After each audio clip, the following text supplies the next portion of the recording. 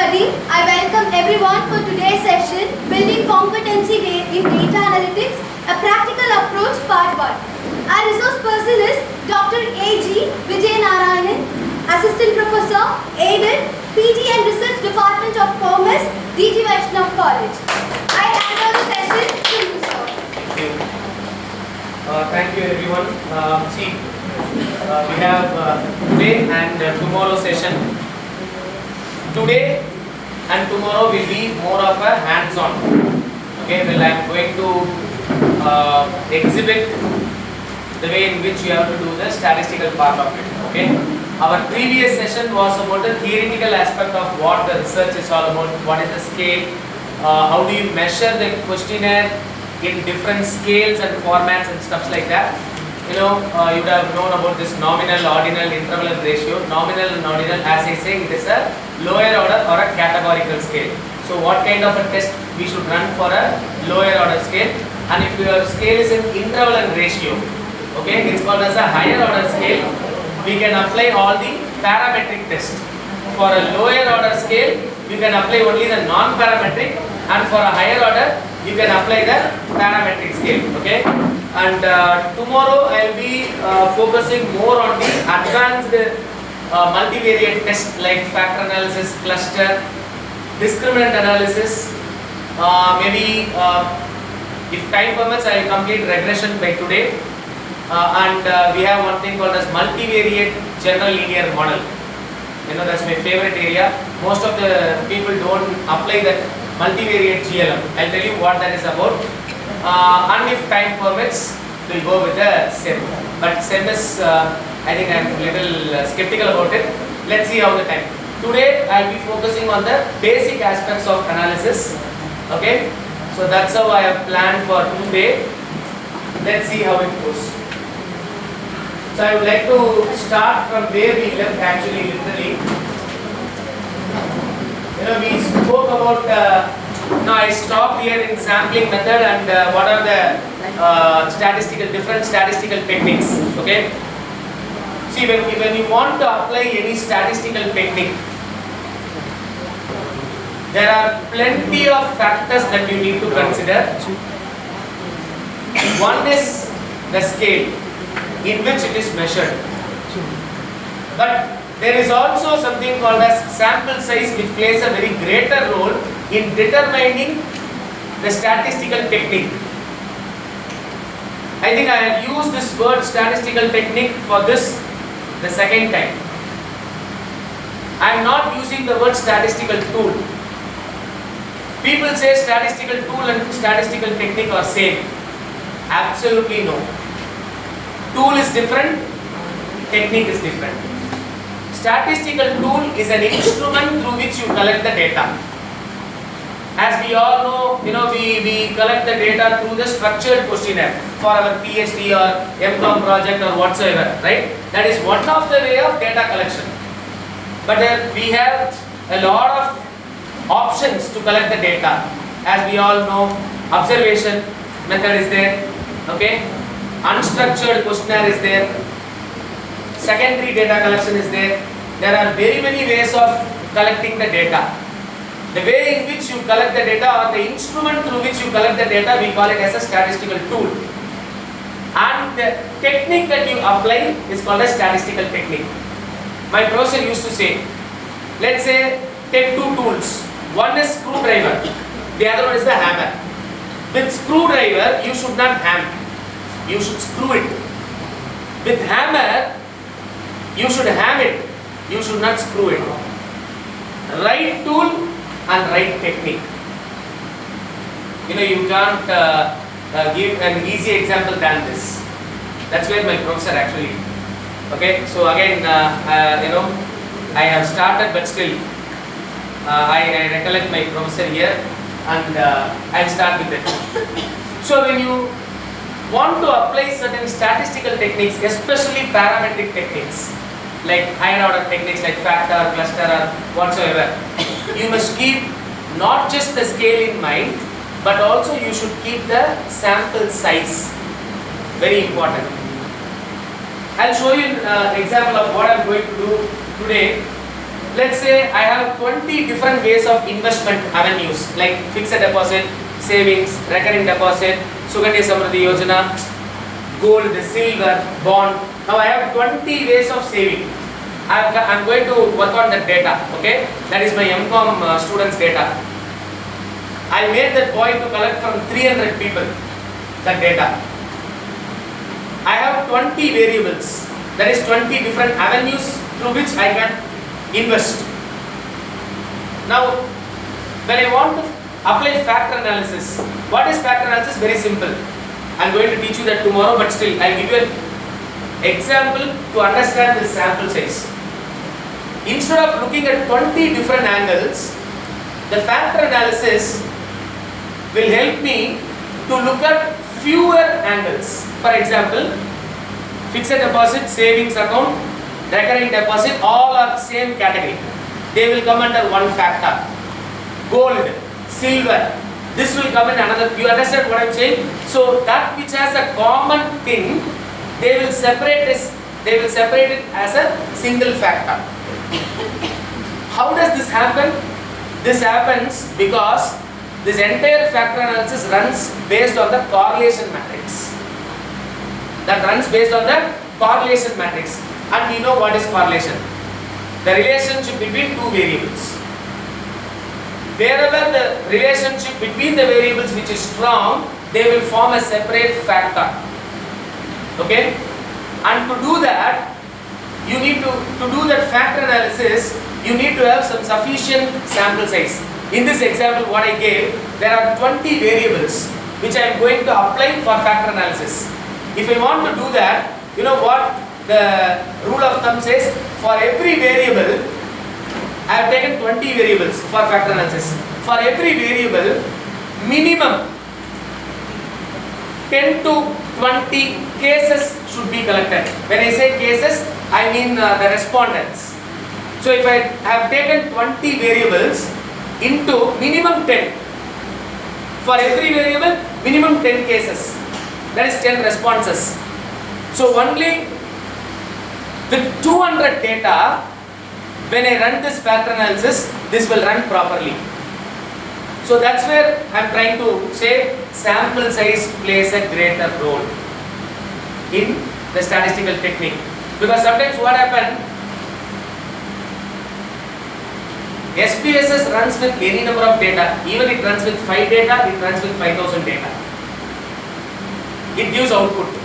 But the problem is whether that output is acceptable or whether that output is giving some meaning or not.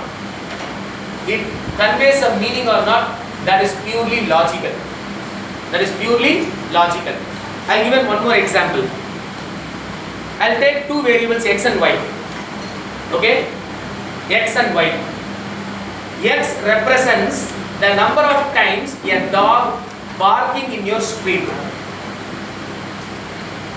Y represents the mark that you are scoring in an examination. Suppose she is saying, sir, in my street a dog barked 25 times, X. I got 55 marks, sir. And I asked the second respondent. He says, sir, 37 times my dog barked, sir. I got 74 marks. Then the third one will say, my dog barked only 10 times. Wait for 5 minutes. I will make it bark. I will hit it and I will make it bark so that I will get 95 marks. Enna correlation போடிங்கனா answer 1 னு வரும். அப்படினா pure correlation, which means the more the number of times a dog barks, the more the score you get it.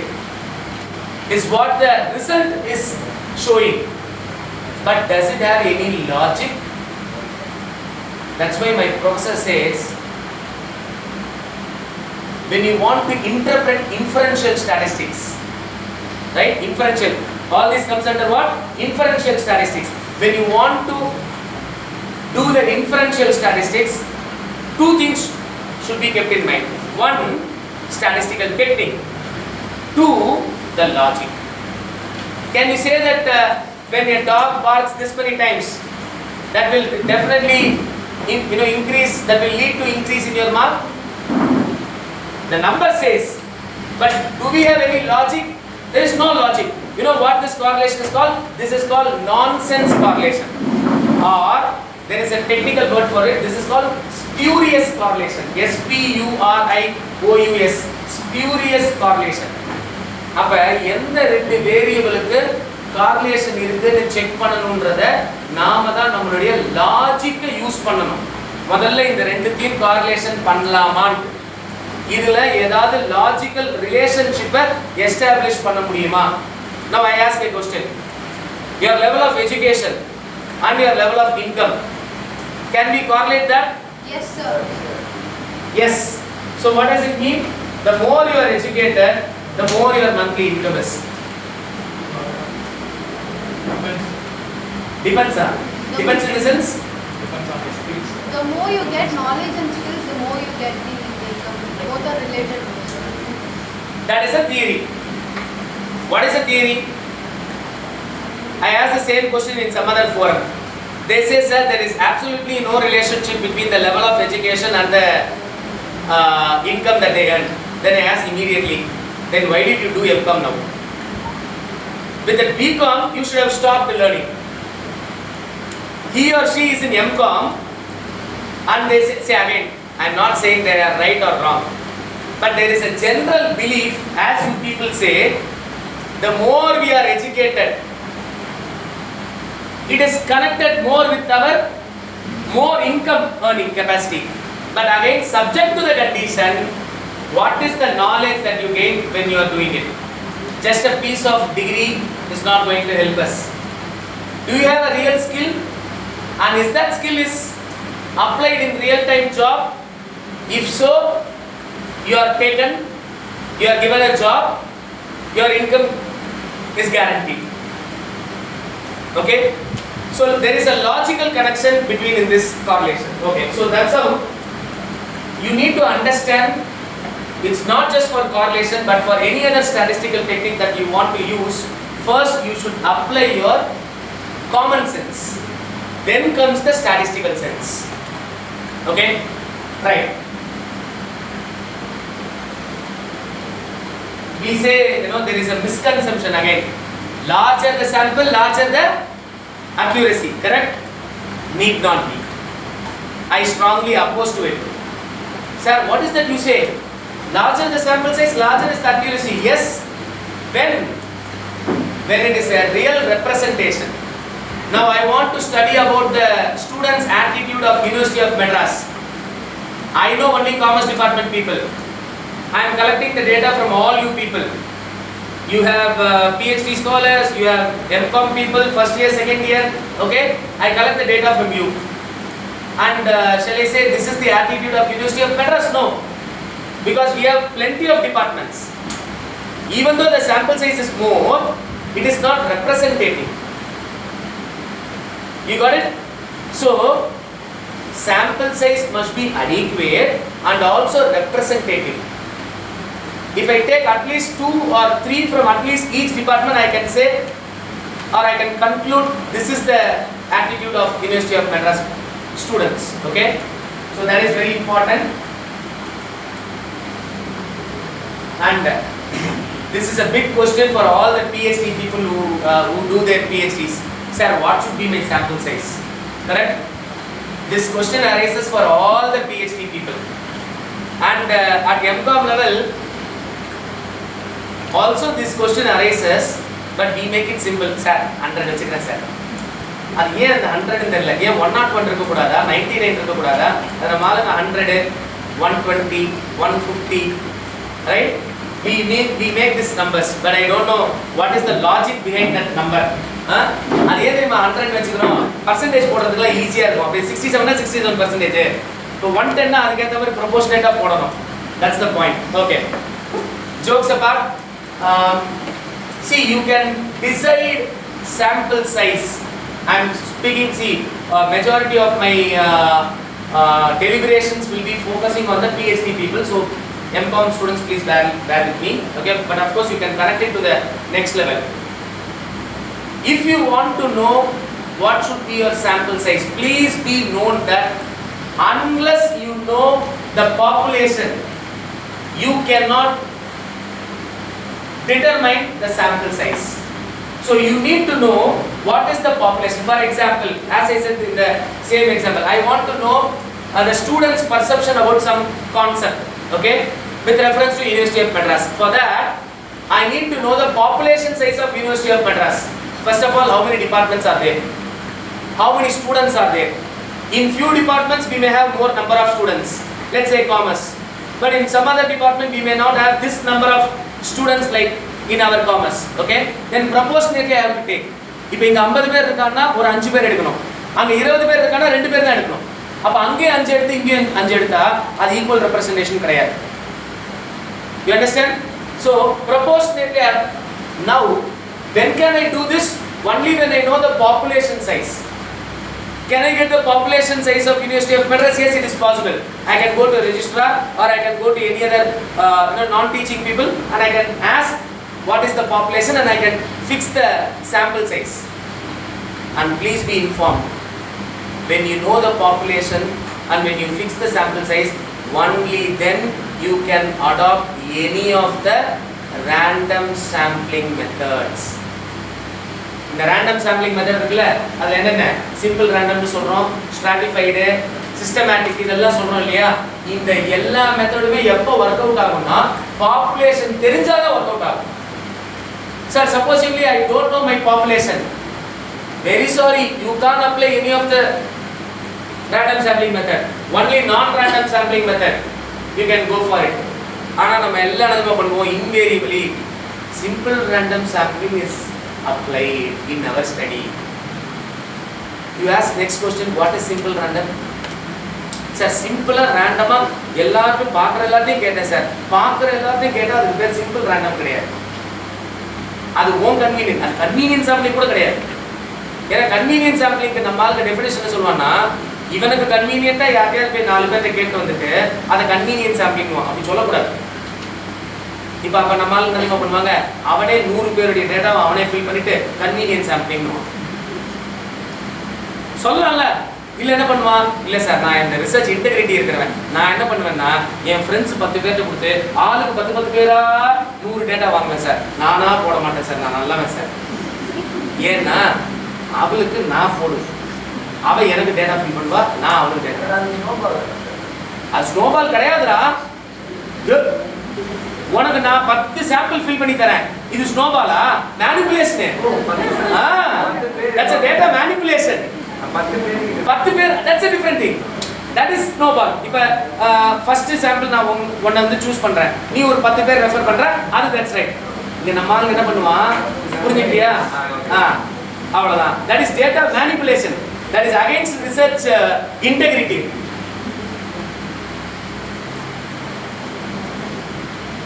இப்போ நான் சிலதெல்லாம் சொல்லாம எல்லாம் record வேற ஆயிட்டு இருக்கு எல்லாம். ஏன்னா ஆஃப்டர் ரெக்கார்ட் தான் சிலதெல்லாம் நல்லா இருக்கும். Okay fine, let it be. So what for me? I am not going to lose anything. I'll tell you few topics which we PhD people will do. Okay, ஆதார பழசு அருந்து கிழிஞ்சு போன டாபிக் தெரியுமா? Stress management of IT employees. This is a common topic. இப்போ எல்லாரும் இந்த மாதிரி என்ன பண்ணுவாங்க, ஐடியை விட்டுட்டு teachers, stress management of teachers. அதுல ஒருத்தர் என்ன பண்ணுவான், ஸ்கூல் டீச்சர்ஸ், இன்னொருத்தர் காலேஜ் டீச்சர்ஸ், இன்னொருத்தர் comparison between school and college teachers. 3 topic முடிஞ்சிருச்சு. 3 பிஎஸ்சி. இவங்கள ஸ்கூல்ல இருந்து மட்டும் பண்ணுவான்றேன், கைட் பண்றேன். ஒரு பிஎஸ்சி. காலேஜ்ல இருந்து பண்றா தம்பின்றேன், 2வது பிஎஸ்சி. உன்னை கூப்பிட்டு 2 டேட்டாவை கலெக்ட் பண்ணி பிஎஸ்சி பண்றா, முடிஞ்சு 3வது BSc. This is how today it's happening. ஆனா the beauty என்னன்னா, especially I come to that IT. சென்னையில ஐடி பாப்புலேஷன் எவ்வளவுன்றது நம்ம எங்கமே அந்த டேட்டாவை நம்ம வாங்குறது. Where do we go and collect the population size? It's difficult to estimate. What is the authenticity? Where is the record? இப்ப சென்னையில எவ்வளவு டீச்சர்ஸ் இருக்காங்கன்னா ஓரளவுக்கு, if not exactly, at least we have some backup. At least government and government aided reports வந்து Tamil Nadu government வெப்சைட்ல இருக்கு. அதுல போய் இவ்வளவு ப்ரொஃபசர்ஸ் இருக்காங்க நம்மளால. பட் பிரைவேட் காலேजेस நமக்கு தெரியாது. we don't have a data. Private காலேஜ்ல டீம்ட் யுனிவர்சிட்டிஸ்ல எவ்வளவு ப்ரொஃபசர்ஸ் இருக்காங்கன்ற டேட்டா நம்மளால authenticated data நம்மள்ட்ட கிடையாது. புரியுதுங்களா? அப்ப இந்த மாதிரி population size either it is unknown or it is infinite. When that is the case, please be aware that you cannot decide the sample size because the population is unknown. You got it? Majority of the academic researchers will not agree to this point, but I request them to read the methodology to get the basics right. Only when you know the population, come to what? Random sampling or probability sampling method. Then you say simple. In simple random sampling, we have plenty of lottery method. We have law of large numbers. I think there is one method called snippet method or pipette, some method. Okay, random number generation. There are plenty of techniques under that simple random sampling. Simple random is not one technique. There are plenty of techniques under that simple random. You know why? Our methodological base is not strong. That is why again we always have a tough time with numbers. We fear this number because we don't have a strong methodological background. Okay, right. So how do we? These are the Coherence COCHRA. This is a great man.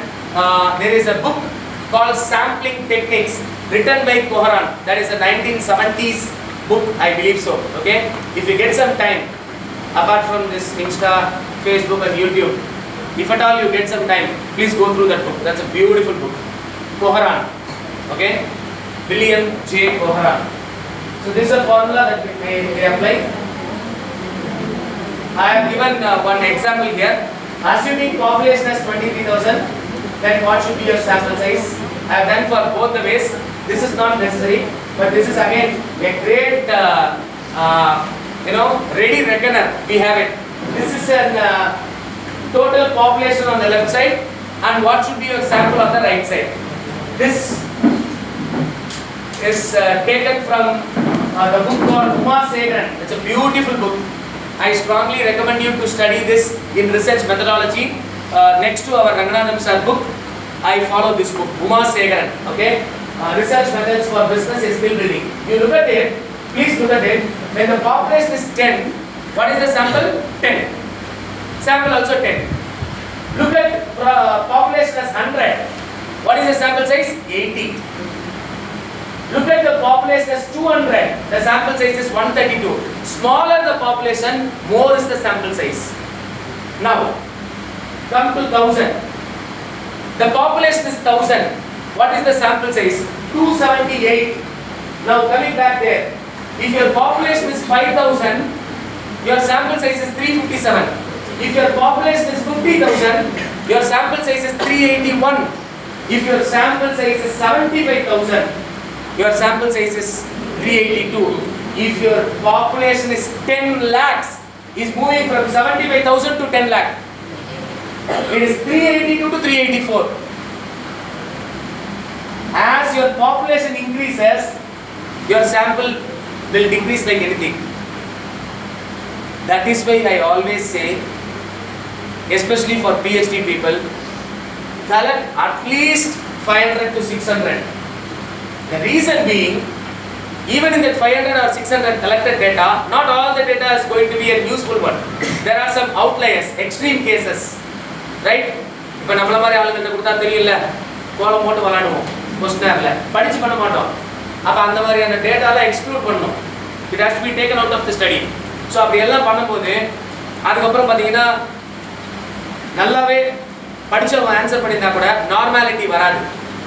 இந்த நார்மாலிட்டியில் தான் நிறைய கைட்ஸுக்கும் ஸ்டூடெண்ட்ஸுக்கும் தகராறு வரதே தான். ஏன்னா என்ன சொல்லுவாங்க, KS test போடுன்னு ஒருத்தவங்க சொல்லுவாங்க, இன்னொருத்தவங்க ஸ்கியூனஸ் பார்த்து. இப்போ நான்லாம் என்ன கேட்டிங்கன்னா ஸ்கியூனஸ் வேல்யூ மட்டும் பாருங்க. That is if your question is in interval and ratio scale, check for the skewness to look for the normality. You know what is normality? The curve is normally distributed, which means to the left and to the right, the area should be almost equal. If that is the case, your skewness should be 0. If it is pakka normal. But in real time case, your data will not be normal.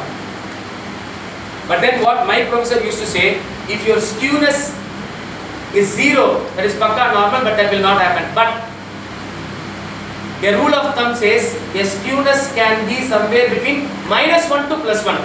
Still you can consider that as a normal. -1 ல இருந்து +1 குள்ள இருந்தா பிரச்சனை இல்ல. நீங்க அதை என்னவா consider பண்ணிக்கலாம்? Near normal னு நீங்க அதை கன்சிடர் பண்ணிக்கலாம். You can consider that as a near normal and you can apply it. Again, SW test சொல்லுங்க. Very good.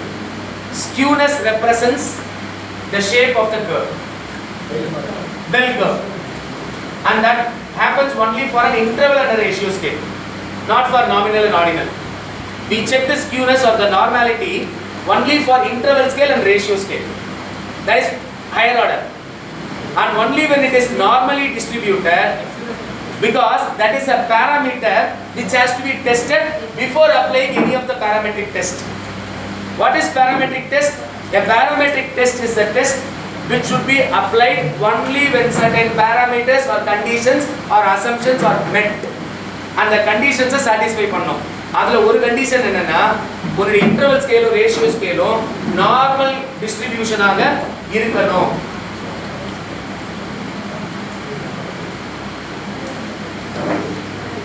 Can you see this? This is the normality. This is the normality. This is symmetrical, which means the left side is as good as the right side.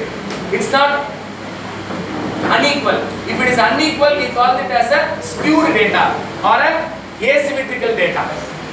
Our left skewed, right skewed no உங்களுக்கு தெரியும். I hope. Yeah. You can see the left and right corners. They are skewed data. Skewed data வா இருந்தா நீங்க parametric test apply பண்ண கூடாது. ஏன்னா அந்த normality condition அதை satisfy பண்ணல. அப்ப parametric test அந்த scale interval ratioவாக இருந்தாலும் அந்த parametric test run பண்ண கூடாது. ஏன்னா அந்த parameter satisfy பண்ணல.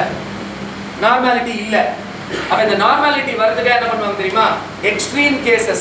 இப்ப நான் சொன்னேன்லையா, ஒன்னு outliers தூக்கிட்டோம். இந்த மாதிரி extreme cases இருக்கக்கூடிய சில கேसेस வந்து உங்களுடைய ரிசர்ச்ல இருந்து எடுத்துட்டீங்கன்னா அப்ப என்ன ஆகும்? டேட்டா நார்மாலிட்டி ஆகும். அதுக்கு அப்புறமா நீங்க ரன் பண்ணலாம். அதனால தான் எப்பவுமே எக்ஸ்ட்ராவா டேட்டா கலெக்ட் பண்ணிக்கோன்னு சொல்றது. The more you collect the data, it is not harmless. But if you collect only 400,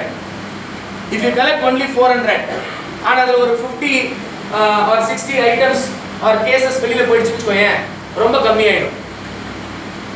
அப்ப அந்த லிமிட்டட் சாம்பிள் வச்சு நம்மளால நிறைய டெஸ்ட் ரன் பண்ண முடியாது. உங்களுடைய வேரியபிள்ஸ் நிறைய இருக்கு அப்படின்னா அப்ப நிறைய பாராமெட்ரிக் டெஸ்ட் உங்களால ரன் பண்ண முடியாது. அதனால தான் I always say you should have more in number. On a lighter note, when I started my PhD, with the very first few months, அப்ப நல்ல ஜோஷ் ஆரம்பிச்ச ஜோஷ்ல நம்ம எல்லாருக்கும் இருக்கும்ல, எம்காம் ப்ராஜெக்டே ஆரம்பிக்கும் போது பயங்கரமா ஆரம்பிப்போம். ஒரு 10 நாள்ல 10 வாட்டி கொஸ்டின் ரிவைஸ் பண்ணாங்கன்னு வெச்சுக்கோங்க, நீ உங்க எம்காம் ப்ராஜெக்ட் எனக்கு ப்ராஜெக்டே மார்க்கே வேணாம், 0னாலும் பரவாயில்ல, சும்மா ஒரு 5 வாட்டி 10 வாட்டி கொஸ்டின் ரிவ்யூ பண்ணாலே நம்ம இவ்வளவு டென்ஷன் ஆயிடும். நான் ஆரம்பிச்ச ஜோஷ்ல எங்க ப்ரொஃபசர்கிட்ட போய் சொன்னேன், sir, not in Tamil Nadu, not in India, in the world, this should be the first PhD leading as an example. That's how I'm going to do it, sir. அப்படின்னு எங்கால எப்போதுமே நல்லது அட்வைஸே பண்ண மாட்டேன், அனுபவிச்சு செருப்படி வாங்கி போடுறோம் அந்த மாதிரி டைப். நான் என்ன சொன்னேன், சார், உங்களுடைய ஸ்காலர்ஸ் இது வரைக்கும் எவ்வளவு சார் டேட்டா கலெக்ட் பண்ணிருக்காங்க? ஒரு 600 700 பண்ணிருக்காங்கடா. நான் உங்களுடைய ஃபர்ஸ்ட் ஸ்காலர் 3000 சாம்பிள் சைஸ் பண்ண போறேன் சார். 3000 sample size. எங்க சார் கொஞ்சம் கூட மூஞ்சில ரியாக்ஷனே கொடுக்கல. Because that was in the beginning version of my PhD. ஒரு 300 டேட்டா கலெக்ட் பண்றதுக்குள்ள மூச்சு வாங்கிடுச்சு, மேல் மூச்சு கீழ் மூச்சு. 1000 டேட்டா பண்ணி முடிக்கிறப்போ ஒன்னே கால் வருஷம் ஆயிடுச்சு. டேட்டா கலெக்ஷனுக்கு மட்டும் ஒன்னே கால் வருஷம். 1000 டேட்டா. நேராக வந்தேன் கைடிட்டேன். என்னப்பா 3500 ஆயிடுச்சா அப்படின்னு சாஷ்டாங்கோ நமஸ்கார். 1000க்கு மேல முடியாது sir. Day world record Nehru முன்னாடி டாக்டர் ஒரு பக்கா வந்தாங்க. Then he says, take it as a challenge, Vijay. I said, I'll take it as a challenge. But let me finish my PhD first. I finished my PhD with 1000 data. Later on, I collected after my PhD. You won't believe, my dears, I collected 2000 more data after PhD. Now I collected 3000. நான் 1000 பண்ணப்ப PhD முடிச்சிட்டு report ரைட்டிங்லாம் முடிச்சு thesis submit பண்ணிட்டேன். Every day I used to argue, not discuss, argue with my professor because he has given me that space to argue. You can't argue with your guides, but he gave me that space. He told me, Vijay, whether it is 1000 or 3000 or 5000, your answer will not change by 0.001. He gave me that space. I didn't believe. I wanted my professor to disprove. I wanted to disprove him. So after PhD, I collected 2000 more data on the same topic. Now I run with this 3000 data. Not even 0.001% of change. Because my professor was right. For 75,000, it's 382.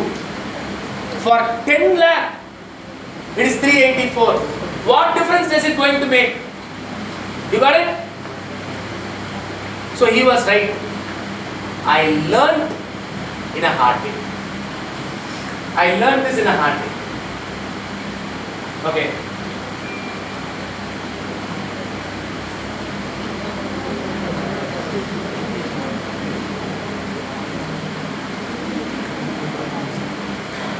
So I wanted to touch upon correlation, regression, all these things. Yeah. I think I told you on the other day, correlation is both the variables are independent in nature. Whereas in regression, one is a dependent, the other one is a independent in nature. Okay? If you have only one independent variable having an impact on the dependent variable, that is a simple regression. That is one-on-one. If you have multiple independent variable having an influence on one dependent variable, it is called multiple regression. We do have something called as partial regression, but we have come more way beyond than that. Okay, in those days we were also having partial regression and partial correlation, which means one variable will be kept as constant. If I read the relationship between two variables, it's simple correlation. If I read the relationship between multiple variables, it is multiple correlation. If I keep one variable as constant, let's say A, B, C. If I read between A and B, it is simple correlation. AB, AC, BC, that is multiple correlation. Keeping A as constant, what is the relationship between B and C? This is partial regression. Sorry, partial correlation. Keeping one as constant and others. Okay? You may ask, sir, give us some example. I'll give you an example. Gender, education, monthly income. I'll keep gender as constant. Now what is the relationship between education and income? I'll keep education as constant. What is the relationship between gender and monthly income earned? That's how it works. Okay? Right. Sir, what if my... See, when I say this multiple regression, I mean the linear regression, which means that dependent variable can have any value. It can have any value. That is, it's a non-negative item. Okay. Now, Assume that your dependent variable is dichotomous. Sir, I don't understand. Dichotomous in the sense you have only two outputs. இப்ப சொல்றேன், உங்களுடைய mark dependent variable வெச்சுக்கோ. Teachers teach பண்றாங்கல்ல, அது ஒரு independent variable. Parents உடைய support இருக்கா, அது ஒரு இண்டிபெண்டன்ட் வேரியபிள். இந்த ரெண்டும் சேர்ந்து உங்க மார்க் எவ்வளவுன்றது டிசைட் பண்ண போகுது. இப்போ இது மல்டிபிள் ரெக்ரெஷன். ஆனா அப்ப மார்க் என்ன வேணாலும் வரலாம். 0 ல இருந்து 100 குள்ள என்ன மார்க் வேணாலும் நீங்க வாங்கலாம். which is dependent by your teachers and your parents support.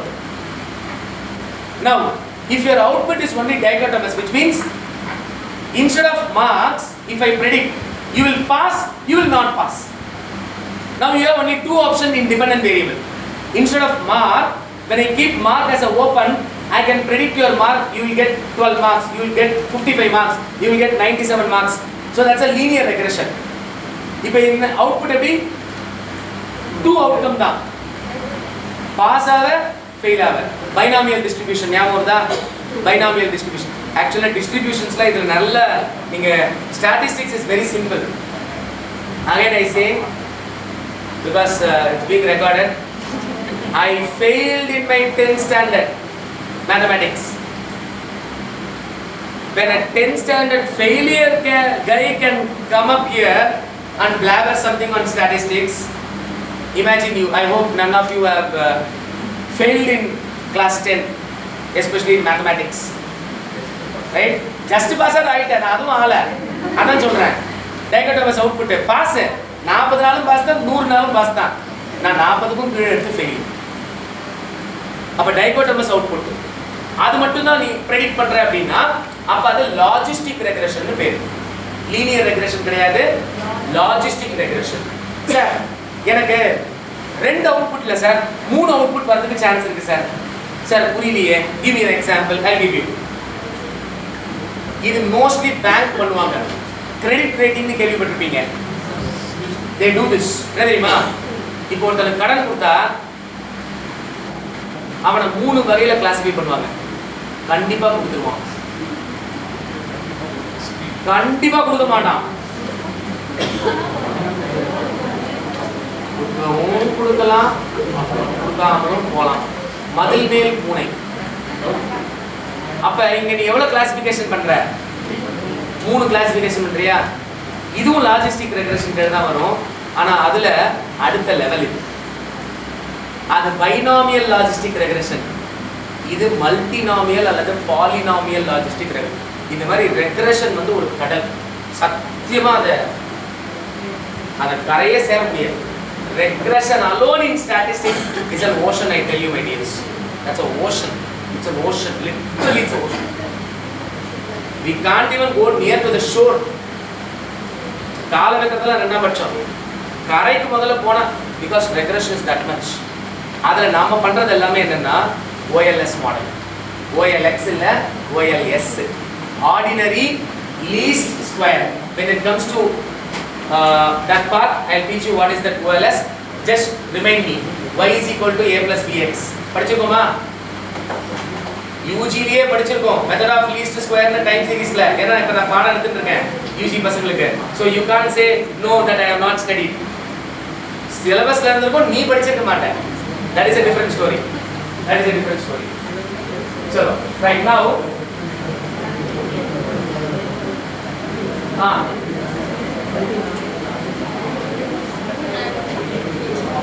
y is equal to a plus bx ना மெடிக்கல் மக்கள் வந்து y is equal to mx plus c ன்னு சொல்லுவாங்க. இன்ஜினியரிங் காலேஜ் மெடிக்கல்லாம் போறீங்கன்னா y is equal to mx plus c ன்னு படிப்பேன். நம்ம ஆர்ட்ஸ்ல வரும்போது y is equal to a plus bx ன்னு சொல்லுவோம். அந்த a என்ன x என்ன அதெல்லாம் நான் உங்களுக்கு later on I'm going to teach you. Okay, now you know, I thought I can teach you in a very simple way, so I thought let me take my MCOM people's questionnaire. Okay, I can explain that better. This is not this year MCOM project. Of course I do have, but because now the project Viva இருக்குன்றதுனால அந்த இது உங்களுக்கு நான் காமிக்கல. இது வந்து போன வருஷம் MCOM முடிச்ச பசங்களுடைய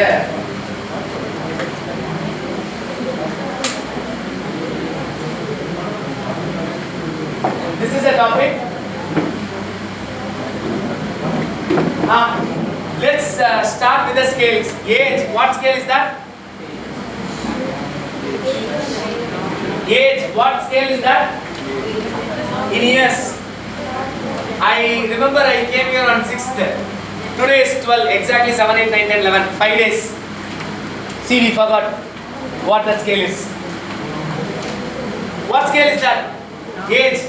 Nominal, ordinal, interval, ratio. Nominal. Every nominal, justify பண்ணு. Justify. I will say 40 because you have asked him open. I will say I am 40. You will say 20. Is it a nominal? When you say 20 and when I say 40, I say hey, you might have twice the age as you. I also gave you. What scale is that? It's a ratio scale. It has an origin. When you say 20, from 0 to 20 years. And when I say I am 40, it's 0 to 40. Right? That is the reason why I say I am twice aged like you. If it is nominal, can I say that? Men ku 1, women ku 2. அப்ப women வந்து men மாதிரி 2 மடங்குன்னு சொல்லலாமா? அது அங்க எவ்வளவு stupidity. ஆனா இங்க stupidity கிடையாது. When I say 40, I am from 0 to 40, you are from 0 to 20. We can compare. So age, yes. If it is in groups, it is ordinal in nature. Ordinal scale. But I always prefer, especially age, ask it in ratio scale, that is higher order, because you can reduce that to the lower order. இப்ப எவ்வளவு ஏஜ்க்கு ஓபனா கேக்குறேன்னு வெச்சுக்கோங்களே, ஒவ்வொருத்தர் ஒவ்வொரு age இப்ப நீங்க சொல்வீங்க 20, 25, 30, 35, 40, 45, 37, 39, 42, 57, whatsoever you say. அதை வச்சு என்னால என்ன பண்ண முடியும்? 20 to 30 ல எவ்வளவு பேர் இருக்கான், 30 to 40 ல எவ்வளவு இருக்கான், என்னால கண்டென்ஸ் பண்ணி சொல்ல முடியும் நான் ஓபனா கேட்டா. ஆனா நான் கேக்குறதே குரூப்ல தான் கேக்குறேன்னா அதுல இருந்து என்னால ஓபனா எடுத்துட்டு போக முடியுமா? முடியாது. இப்போ நீங்க 29 இயர்ஸ் வெச்சுக்கோங்களே, 20 to 30 ல கிளிக் பண்ணுவீங்க. ஆனா நீங்க 21 ஆ 29 ஆ எனக்கு தெரியாது. ஆனா நீங்க 21 அல்லது 29 னு ஓபனா உங்க ஏஜ் சொன்னீங்கன்னா நான் எனக்கு ஏத்த மாதிரி குரூப்பிங் பண்ணிக்க முடியும். புரியுதுங்களா? So it is always better to ask age open. அதனால தான் ஏஜ் கேக்குறதுனால நேம் கேட்காதன்னு நான் நீங்க சொன்னேன். ஏன்னா நீ நேமும் கேட்டு ஏஜும் கேட்டா எவனும் சொல்ல மாட்டான். நீ என்ன கேட்டாலும் நானே சொல்ல மாட்டேன். ரைட்டா? நேம் கேட்காத. Unless and until it is required, don't ask. Right? Educational qualification, gender, stream of education. நான் என்ன பண்ணிருக்கேன் பாருங்க, investment avenues of பசங்க. அதுல எந்த பசங்களுக்கு அவங்களுக்குள்ள வித்தியாசம் இருக்கா நான் செக் பண்ணி பார்க்கறேன். இப்ப நான் என்ன நினைச்சிட்டு இருக்கேன், காமர்ஸ் படிக்கிற பசங்களுக்கு இன்வெஸ்ட்மென்ட் அவென்யூஸ் நல்லா தெரியும், அதுக்கு ஏத்த மாதிரி பண்ணிருப்பான். எனக்கு ஒரு மைண்ட்ல ஒரு தாட் இருக்கு. I may prove it or I may disprove it. I feel commerce stream is better in terms of investment than art, science, mathematics and engineering. Now I can make a comparison study. I can compare this streams, whether they have any differences in investment avenues. Okay?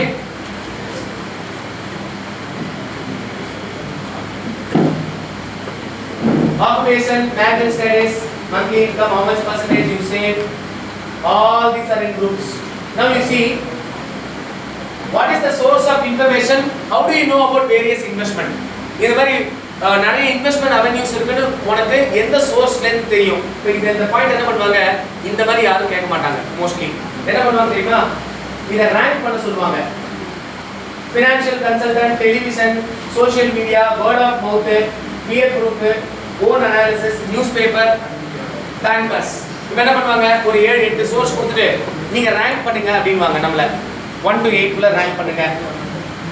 அப்ப நீ அவனை யோசிக்க வைக்கிற, யார ரெஸ்பாண்டன்ட்ட. அப்ப அவன் அடுத்து கேட்பான், இதுல ஈக்குவல் ரேங்க் இருக்கான்னு கேட்பான்.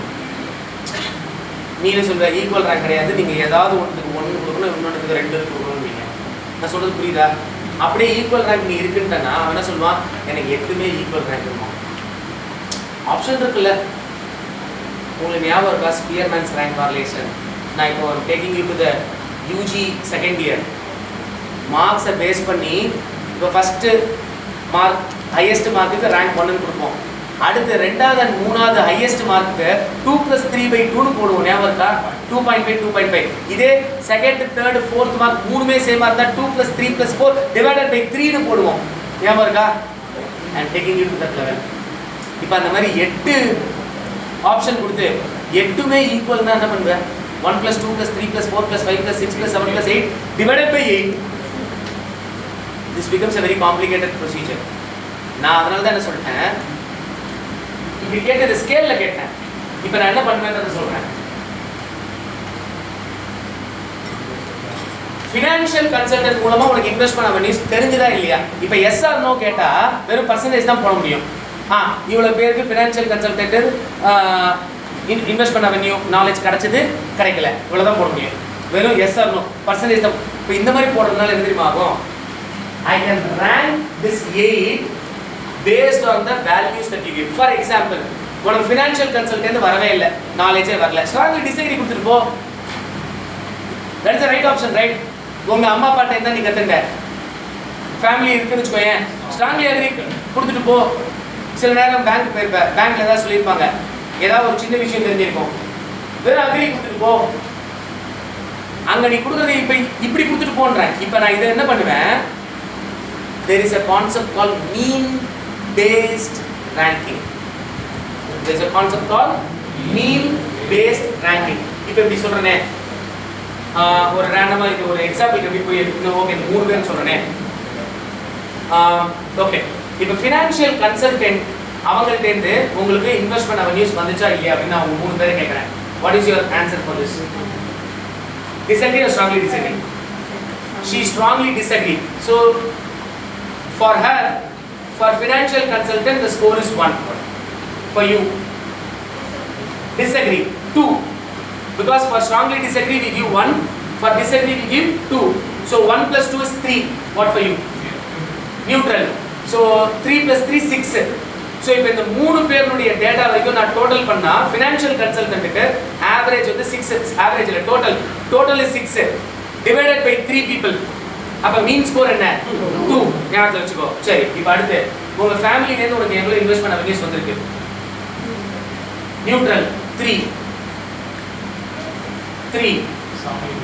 Strongly disagree 3 3 1.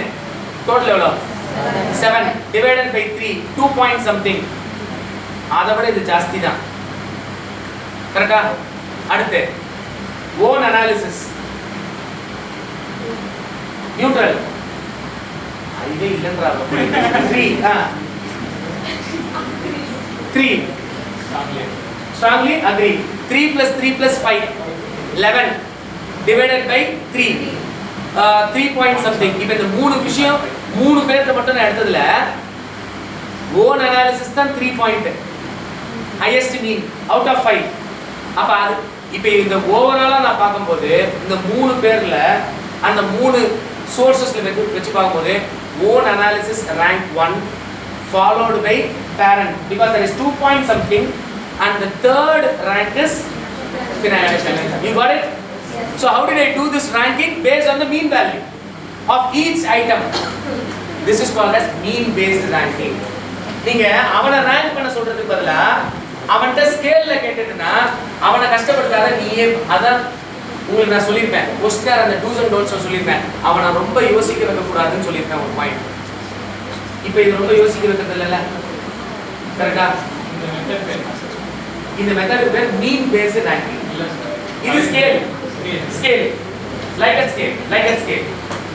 ஓகே, இப்போ பாருங்களேன், இதே கொஸ்டின் இது கூட நான் அப்ளை பண்ண முடியும். என்ன பர்பஸ்க்காக நீங்க இன்வெஸ்ட்மென்ட் பண்றீங்க? சிலருக்கு வந்து சேஃப்டிக்காக, சிலர் லிக்விடிட்டிக்காக, சிலர் டாக்ஸ் பெனிஃபிட்டுக்காக. கரெக்ட்டா? You may have any reason. ஆனா இதுல எது ஃபர்ஸ்ட் எது செகண்ட் அப்படின்னு பாக்குறப்ப நீங்க அடுத்து ஒரு டவுட் கேட்கறாரு. சார் நான் சேஃப்டிக்காக தான் பண்ணுவேன், ஆனா நீங்க இப்ப இதுல ஆன்சர் சொல்லும்போது டாக்ஸ் பெனிஃபிட்னு சொல்றீங்களே. பாரு, நாம இங்க அனலைஸ் பண்றது ஒரு ஆளுக்கு இல்ல, ஓவரால் டேட்டாக்கு தான். நீ உன்னுடைய ஆன்சரோட அது மேட்ச் ஆகலையேன்னு சொல்லக்கூடாது. நீ சேஃப்டிக்காக பண்ணிருப்ப, மத்தவங்க எல்லாம் டாக்ஸ் பெனிஃபிட்டுக்காக பண்றதான்னா அப்ப அந்த ஆன்சர் என்னவா வரும்? ரைட்டா? அப்ப ஏன் ஆன்சரோட அது மேட்ச் ஆகலன்னு சொல்லக்கூடாது. இங்க நம்ம அனாலிசிஸ் பண்றது not for one, it's a consolidation of the data.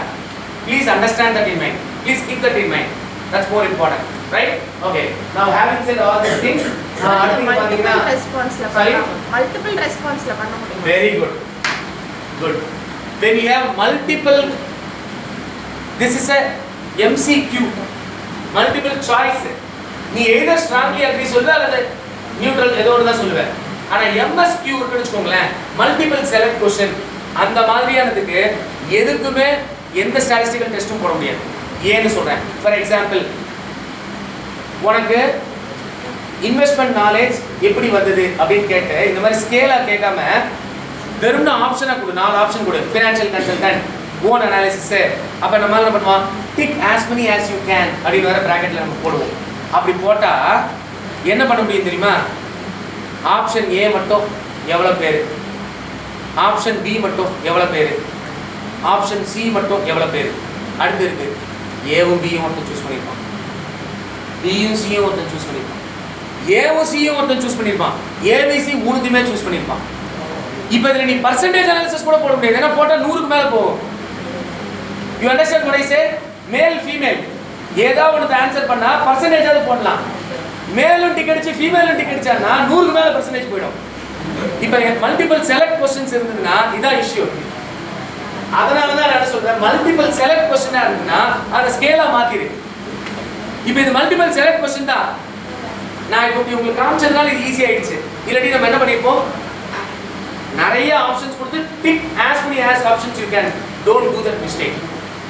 When you have multiple select question, that cannot be taken for analysis. ஏன்னா நீங்க கூகுள் ஃபார்ம்ல வரும்போது எப்படி வரும், a, b, c தான் வரும். அதை எப்படி அனலைஸ் பண்றது? நான் சொல்றது புரியுதா உங்களுக்கு? ஃபார்ம் கூகுள் ஃபார்ம் ரெஸ்பான்சஸ்லயே உங்களுக்கு அப்படிதான் கமா போட்டு தான் வரும். So it's not easy to analyze and there is no analysis that you can do in that. Okay? and இது வந்து என்ன மோட்டிவேட் பண்ணுது உங்களை சேவிங்ஸ் அண்ட் இன்வெஸ்ட்மென்ட்க்கு? இப்போ இங்க பாரு, அவன் வெவ்வேறு பார்ட்டை வச்சிருக்கான். முதல்ல டெமோகிராஃபி கேட்டான், அடுத்து கேட்டா என்ன மாதிரி சோர்சஸ்ல இருந்து உங்களுக்கு இன்வெஸ்ட்மென்ட் விஷயம் வருது, இன்னொன்னு என்ன காரணத்துக்காக நீங்க இன்வெஸ்ட் பண்றீங்க, நாலாவது மோட்டிவேட்டர்ஸ், அது வந்து என்ன காரணத்துக்காக, இது வந்து என்ன மோட்டிவேட் பண்ணுது உங்களை இன்வெஸ்ட்மென்ட் பண்றதுக்கு, சேவிங்ஸ் அண்ட் இன்வெஸ்ட்மென்ட். ஃபைனலா என்ன கொடுக்குறான், எந்தெந்த இன்வெஸ்ட்மென்ட் அவென்யூஸ்ல நீங்க பண்ணிருக்கீங்க. இதுல பாரு, எக்ஸ்ட்ரீம்லி லைக்லி, இங்க ஸ்ட்ராங்லி அக்ரி ஸ்ட்ராங்லி டிஸ்அக்ரி இல்ல அப்படினா நீ பண்ணது. அப்ப இந்த ஸ்கேலை மாத்தலாம், 5 பாயிண்ட் ஸ்கேல் தான்.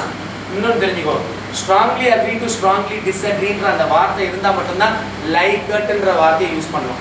மற்றபடி வேற எந்த ஸ்கேலா இருந்தாலும் 5 ஸ்கேல்ல இருந்தா அது 5 பாயிண்ட் ஸ்கேல்ல தான் சொல்லணுமே தவிர லைக் கட் ஸ்கேல்னு சொல்லக்கூடாது. ஏன்னா ரென்சஸ் லிக்கட் உருவாக்கினது strongly agree, agree neutral, disagree, strongly disagree. அதனால இதுக்கு பேர் 5 பாயிண்ட் லைக் கட் ஸ்கேல்னு பேர், ஏன்னா அவர் உருவாக்கினது. அதை தவிர நீங்க டைம் வச்சு, ஃபார் எக்ஸாம்பிள் அகேஷனலி அந்த மாதிரி ஸ்கேல்ஸ் இருக்கு இல்லையா, 5 பாயிண்ட், அது எல்லாமே 5 பாயிண்ட் ஸ்கேல்னு தான் சொல்லணுமே தவிர லைக் கட் ஸ்கேல் இப்போ இது கூட 5 பாயிண்ட் ஸ்கேல் தான். But this is not a like cut scale. Like cut அப்படினா strongly agree to strongly disagree மட்டும் தான் like cut. நான் சொல்றது புரியுதுங்களா உங்களுக்கு? Yes or no? Yes. Done? Okay. So now இப்போ என்ன பண்ணிப்போம், இந்த மாதிரி நம்ம டேட்டா ரெடி பண்ணனே, முதல்ல நம்ம क्वेश्चनर நம்ம டேட்டா வாங்கிடுங்க. டேட்டா கலெக்ட் பண்ணனே முதல்ல என்ன பண்ணு, நான் கொஞ்சம் ஓல்ட் ஸ்கூல் ஆஃப் தாட் உள்ள வந்தேன், but still I think that works well. Okay, நான் என்ன பண்ணுவேன், ஜி ஃபார்ம்ல டேட்டா வந்த உடனே அப்படியே எடுத்து அனலைஸ் பண்ண மாட்டேன். I'll do some process. நல்லா தெரிஞ்சுக்கோ, இப்போ நான் வந்து கிட்டத்தட்ட 1 hour ஆயிடுச்சு கிளாஸ் ஆரம்பிச்சு, நான் அனாலிசிஸே இன்னும் ஆரம்பிக்கல. ஏன்னா அனாலிசிஸ் வந்து 10 minutesல முடிஞ்சிடும். ஆனால் அந்த டேட்டாவை ரெடி பண்ணுறது தான் மேட்டர். ஓகே, இப்போ இந்த ப்ராசஸ்க்கு பேர் டேட்டா கிளீனிங். இது என்ன பண்ணும் அப்படின்னா, once you collect the data in G form, இந்த G form வாங்கும் போதே இன்னொரு விஷயம் சொல்லிடுறேன். கொஸ்டினை நீங்க ரெடி பண்ணி G formல நீங்க ரெடி பண்ணும்போது எல்லா கொஸ்டின் நீங்க மேண்டேட்டரின்னு போட்டுருங்க. நீங்க மேண்டேட்டரின்னு ஆப்ஷன் நீங்க அதுல வேலிடேஷன்ல போடலன்னா அவன் ஏதாவது ஆன்சர் பண்ணாம ஸ்கிப் பண்ணி போனாலும் அவனால சப்மிட் பண்ணிட முடியும். நான் சொல்றது புரியுதா உங்களுக்கு?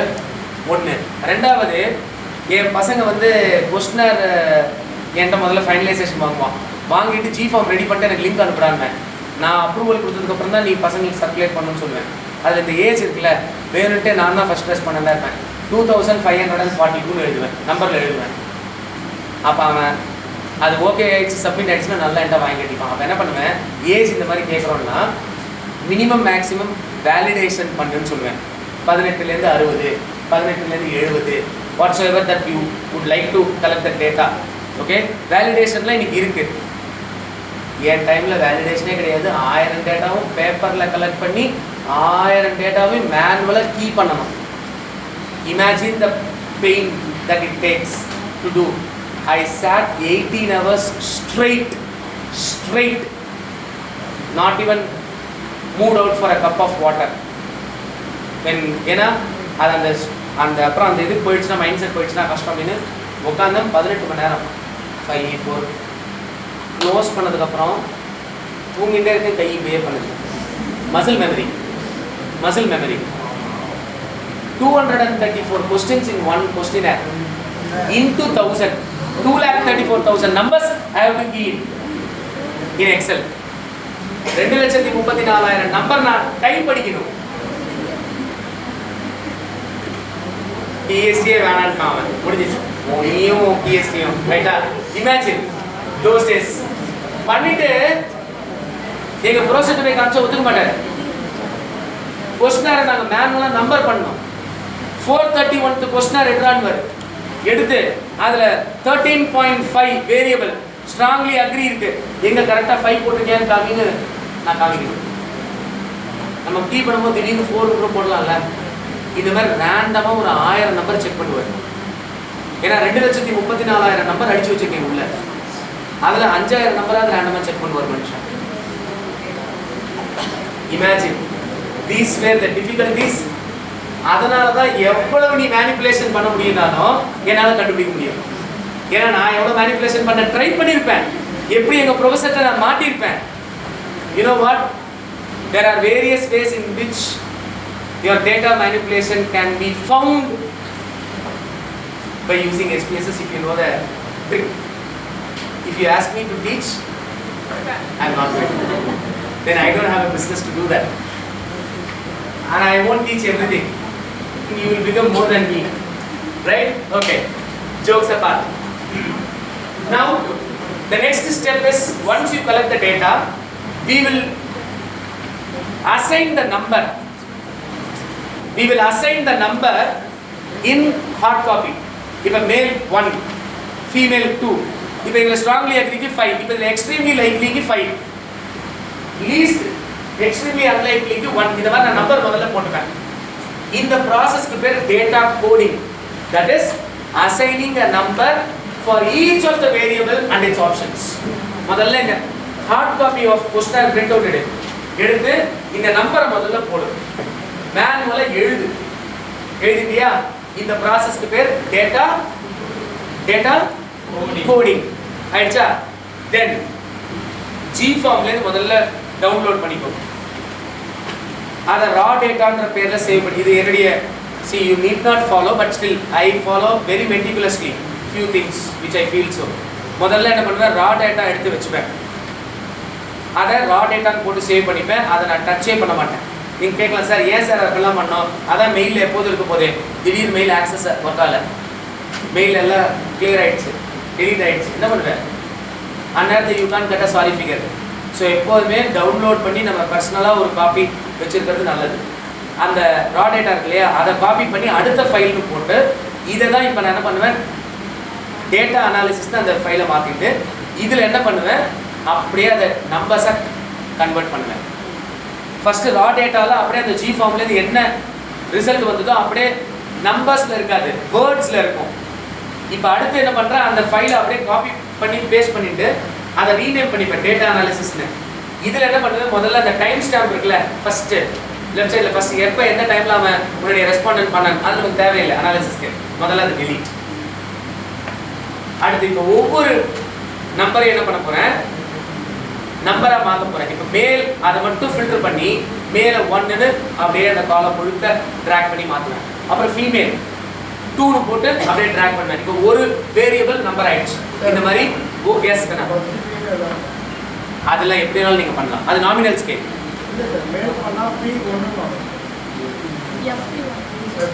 ஓகே ஓகே, நான் என்ன பண்ணுவேன், மேல் மட்டும் ஆட்டோ ஃபில்டர் பண்ணிடுவேன். ஆட்டோ ஃபில்டர் பண்ணிட்டு, for example I show you this. Okay, I got what he's trying to say.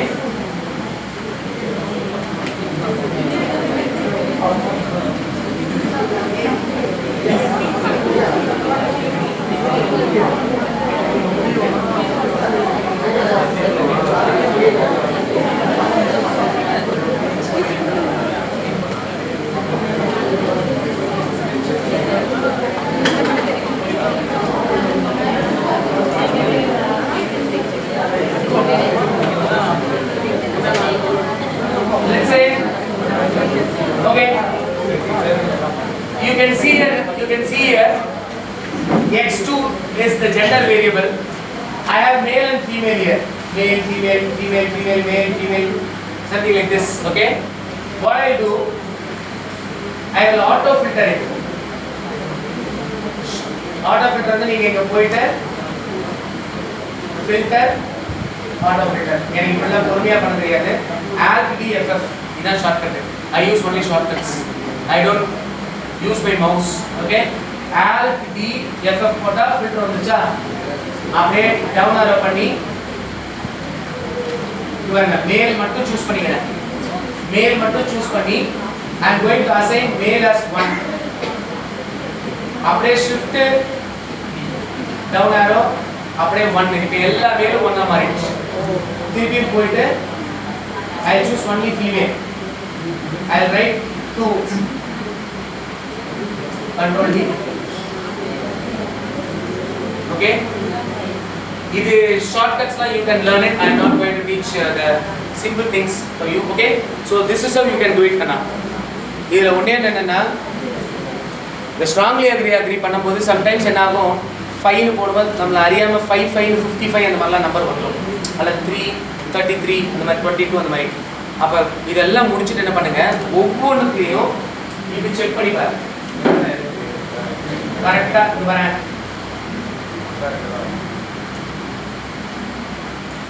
One and 2 fine. X3 ல 1 to 5 ஆப்ஷன் இருக்கு. X3 ல 1 to 5 option. That is school, undergraduate, postgraduate, professional, PhD. Fine. So on job option. Now la pare 1 2 3 4 5. So I should have maximum of 5. Fine. Okay.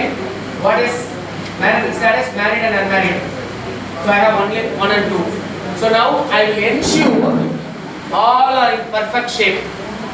The entire Excel. This will take time, but don't worry. This time whatever that you do in Excel is an investment for you. இதுல எங்கயாவது ஏதாவது டைப்போ error இந்த மாதிரி இருந்ததுன்னா that will have a serious impact on your statistical results. ஏன்னா எல்லாத்துலயும் 5 இருக்கும், ஒண்ணுக்கு மட்டும் தெரியாம 55 போட்டா அவங்க ஸ்கோர் என்னதுமே வரும் 6.53 னு மீன் வரும். 6.53 வரதுக்கு வாய்ப்பே இல்லை. ஏன்னா ஸ்கேலே 1 to 5 தான் இருக்கு. அப்ப மீன் 1 to 5 குள்ள தான் வரணும். நான் சொல்றது புரியுதா? அப்ப 6.53 வருதுன்னா எங்கேயோ ஒரு நம்பர் ஜாஸ்தியா ஏதோ ஒன்று அடிச்சிருக்கோம்னு அர்த்தம் ஆயிடுது. அதனால இதுக்கு பேர் டேட்டா கிளீனிங். இந்த ப்ராசஸ்க்கு பேரு டேட்டா அந்த நம்பரை மாத்துறீங்கல்ல, அதுக்கு பேர் டேட்டா டிரான்ஸ்ஃபர்மேஷன். அதுக்கப்புறம் எல்லாமே கரெக்டா இருக்கான்னு செக் பண்றீங்கல்ல, அதுக்கு பேர் டேட்டா கிளீனிங். அதுக்கப்புறம் இப்போ இது உங்களுக்கு ஏற்ற மாதிரியான ஃபார்மேட்ல நீங்க டேபுலேட் பண்ணணும்னு நினைச்சீங்கன்னா அதுக்கு பேர் டேபுலேஷன், டேட்டா டேபுலேஷன். அது என்ன காலத்துல இருந்து இப்போ அதெல்லாம் தேவையில்லாம போயிடுச்சு. ஏன்னா இப்போ அதெல்லாமே சிஸ்டமே உங்களுக்கு கொடுத்துருக்கு. அதனால there is no need for that. Okay, so we learned what is data coding, data transformation, data cleaning, data tabulations, all of it, right? Now, as you all know, your SPSS is very similar to your Excel file. We have two views in this. One is a data view, the other one is a variable view. Data view ன்றது அப்படியே உங்களுடைய அந்த Excel file அந்த numbers வந்து உட்கார போறது. இத தான் நம்ம அனலைஸ் பண்ண போறோம். இந்த வேரியபிள் வியூன்றது அந்த வேரியபிள் என்ன அப்படின்றத நம்ம டிஃபைன் பண்ண போறோம். இது எப்படி எடுத்துட்டு வருது? just 1 minute. தெரியாதவங்களுக்காக மட்டும் I just do it for the first time.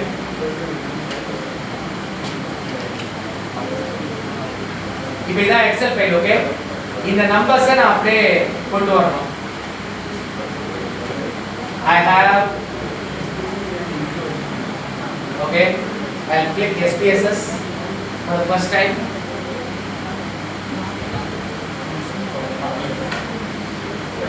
But I'm just clearing all the areas. Yeah, you will get a pop-up like this. You will have something called as new data set. You can click on this new data set and click on OK. You will get a page like this. Okay, உங்களுடைய output வந்து செப்பரேட்டா வேற ஃபைல்ல வரும்னா. Okay, your output will come in a separate file, not in the same. This is an analysis part of it. Okay, you will have data view, you will have variable view. Okay, now I will import the Excel into this SPSS. How do we do that? Very simple. I click on open. I know I have this in my desktop under University of Madras. Analysis. It's in Excel. But Excel காமிக்கல ஏன்னா இப்போ இந்த SPSS உடைய எக்ஸ்டென்ஷன்ல இருக்கு .sav. இப்போ நமக்கு எக்ஸலுக்கு வந்து தெரியும் .xls. அப்ப என்ன பண்ணணும், முதல்ல இங்க ஃபைல் டைப்ல போய் இங்க பாருங்க, இப்போ எக்ஸல் காமிக்கல, இப்போ எக்ஸல் காமிக்குது. ஏன்னா நான் இப்போ ஃபைல் டைப்பை மாத்தினேன், .sav ல இருந்து .xls க்கு மாத்தினேன். Now it is showing this is investment avenue sample data. Okay, I'll click open. I'll get a pop-up like this. I'll click OK. Next second, the data is imported. This is a easy way of doing it. சிலர் என்ன பண்ணுவாங்க, அப்படியே எக்ஸல்ல போயிட்டு Control C, Control A, Control C, Control V. That is also possible. But when the data is humongous, at times ஒழுங்கா map ஆகாது, paste ஆகாது. அதனால உங்களுக்கு வால்யூம் நிறைய இருக்கு, டேட்டா நிறைய இருக்குன்னா இதுதான் வந்து traditional and right way of importing the data from Excel to SPSS.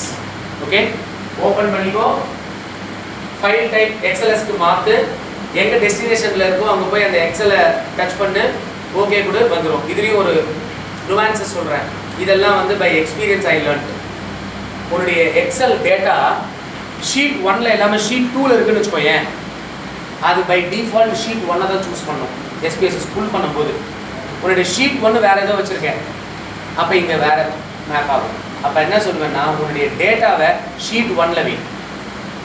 That is always preferable. This is a very very simple thing, but இதெல்லாம் தான் நுவான்சஸ். சரிங்களா? எஸ். அப்புறமா நம்ம எக்ஸல் ஃபைலில் நம்ம டேட்டா நியூவாக வந்து ஃபீல் பண்ணுறோம்னா அது இங்கே டைனாமிக்காக மாறாது. அப்படியே மாறாது. ஏன்னா இதெல்லாம் ஒன் டைம் இதுதான், இது இஸ் நாட் கனெக்டட், ஹைப்பர் லிங்க்லாம் கிடையாது. அதனால் நீங்கள் திருப்பியும் பண்ணணும் அப்படின்னா திருப்பி நீங்கள் ஃப்ரெஷ்ஷாக தான் பண்ணணும். அதனால தான் thanks for asking that question. இப்போ நம்ம இங்கே பண்ணுற எல்லாருமே பிஹெச்டி பண்ணுறோம் அல்லது எம்காம் ப்ராஜெக்ட் பண்ணுறது எல்லாமே என்ன தெரியுமா, ஸ்டடி, கிராஸ் செக்ஷனல் ஸ்டடி. இதுக்கு பேர், நம்ம பண்ணுறதுக்கு பேர் கிராஸ் செக்ஷனல் ஸ்டடி. அப்படின்னா என்ன, அந்த பாயிண்ட் ஆஃப் டைமில் நம்ம டேட்டா வாங்குகிறோம், அதோட ஃப்ரீஸ் ஆகிடுது. You are not going on collecting forever. When you do that, that is called as a longitudinal study. அதுலேயே பேனல் ஸ்டடி இந்த மாதிரி நிறைய இருக்குது. அதாவது ஒரே ஆளுங்கள்கிட்ட ஒவ்வொரு டைம் ஃப்ரேமில் வாங்குவாங்க. இப்போ நீ +2 முடிக்கும்போது நீ எப்படி இருக்கன்னு ஒன்றை ஒரு சில கேள்வி கேட்பேன். அதே இது யூஜி முடிக்கிறப்ப, பிஜி முடிக்கிறப்ப, அப்போ அந்த மாதிரி பண்ணால் அது லாங்கிட்யூடினல் ஸ்டடி. அப்போ என்ன பண்ணுவேன், over a period of time உன்னுடைய வளர்ச்சி எப்படி இருக்குன்றது என்னால் கம்பேர் பண்ணி பார்க்க முடியும்.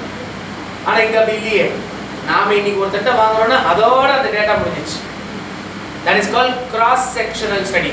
குறுக்கு வெட்டு படிப்பு தமிழில் சொன்னோம்னா, குறுக்கு வெட்டுனா மேலு ஃபீமேலு அக்ராஸ் வேறு வேறு எஜுகேஷனல் குவாலிஃபிகேஷன், வேறு வேறு இன்கம் மக்கள், வேறு வேறு ஏஜ் குரூப் மக்கள், இவங்கள்ட்ட நீ ஒரு வாட்டி தான் வாங்குற. அதுதான் நம்மளுடைய பெரிய ட்ராபேக்கும் நம்மளுடைய ஸ்டடியில் தான். ஏன்னா இதே மக்கள்கிட்ட நீ நாளைக்கு போய் இதே கொஸ்டினர் கொடுத்தா இதே ரெஸ்பான்ஸ் உனக்கு கிடைக்குமான்றது டவுட்ஃபுல்.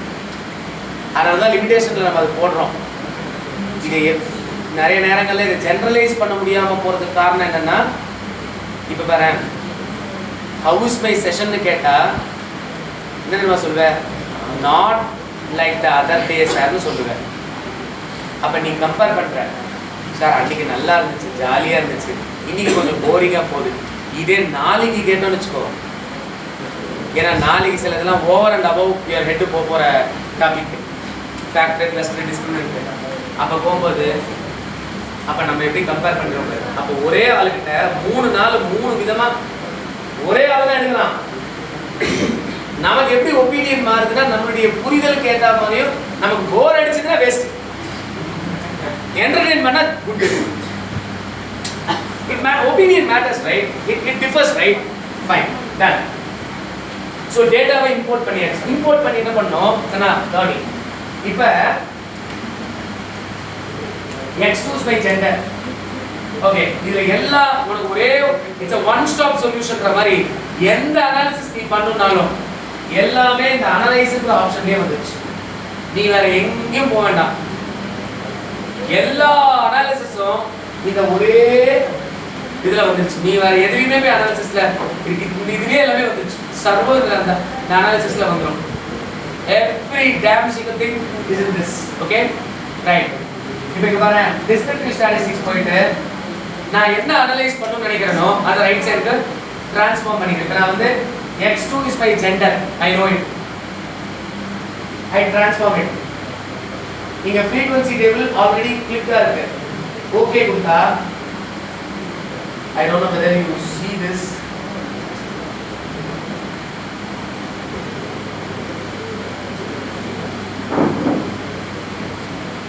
இப்படி காமிக்கும்.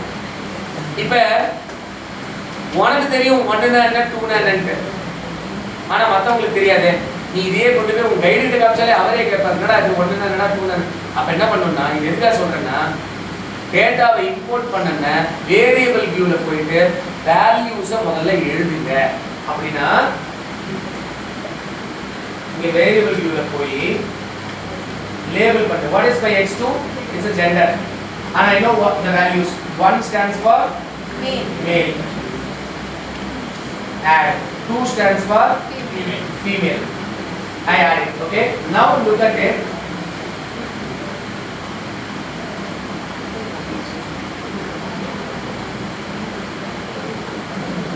You got it?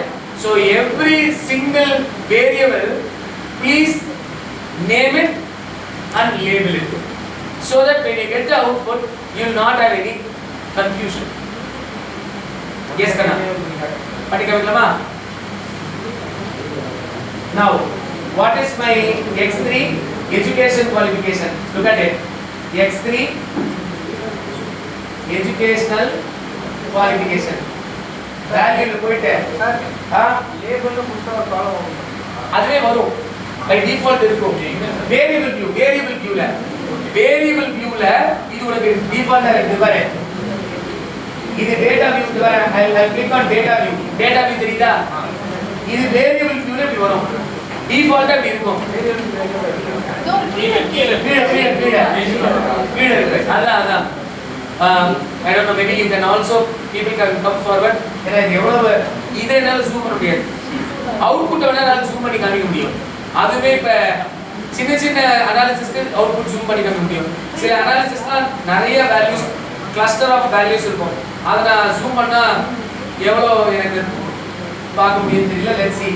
ஓகே, இங்க போயிட்டு 1 வந்து let's say commerce, 2 is science, arts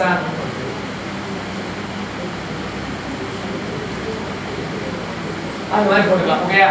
இப்போ நான் இந்த SPSS எடுத்துக்க போறது இல்ல. as usual control s கொடுத்தீங்கன்னா சேவ் ஆயிடும். இப்படி கேட்கும். நீங்க எங்க வேணுமோ அங்க வெச்சு என்ன நான் எப்பவுமே என்ன ப்ரிஃபர் பண்ணுவேன்னா டேட் தான் போடுவேன். ஏன்னா இன்னைக்கு ஒரு அனாலிசிஸ் போடுவேன், திடீர்னு எனக்கு வேற ஏதாவது ஒரு தாட் வரும். அப்ப நான் என்ன பண்ணுவேன், வேற டேட்ல நான் அந்த மாதிரி போடுவேன். So I prefer date, keeping a date as a file name. You do whatever which is comfortable for you. Okay? இப்போ நான் என்ன பண்றேன், இதை க்ளோஸ் பண்ணிட்டு ஆல்ரெடி நான் சேவ் பண்ணி வச்சிருக்கேன் இல்லையா, I will take that data. It is here. This is here investment avenues. I have already done. I'm going to use that. Okay. இப்போ இங்க பாரு question number 2 ல இருந்து 9 வரைக்கும் only categorical variables, either nominal scale அல்லது ordinal scale தான். இங்க பாரு gender, education, stream of education, marital status, occupation, monthly income, how much percentage you save, what is the current location of yours. ஓகேயா? இப்போ நீங்க கேட்கலாம் சார் லொகேஷன் வச்சு என்ன சார் பண்ண போறீங்க? என் பையன் சொன்ன ஐடியா சார் நம்ம சவுத் சென்னைனா எப்போதுமே ரொம்ப ஐடி கம்பெனிஸ்லாம் நிறைய இருக்கு, நார்த் சென்னைனா அந்த அளவுக்கு இல்லை, அப்போ எந்த மக்கள் வந்து நிறைய சேவ் பண்ணுறாங்க?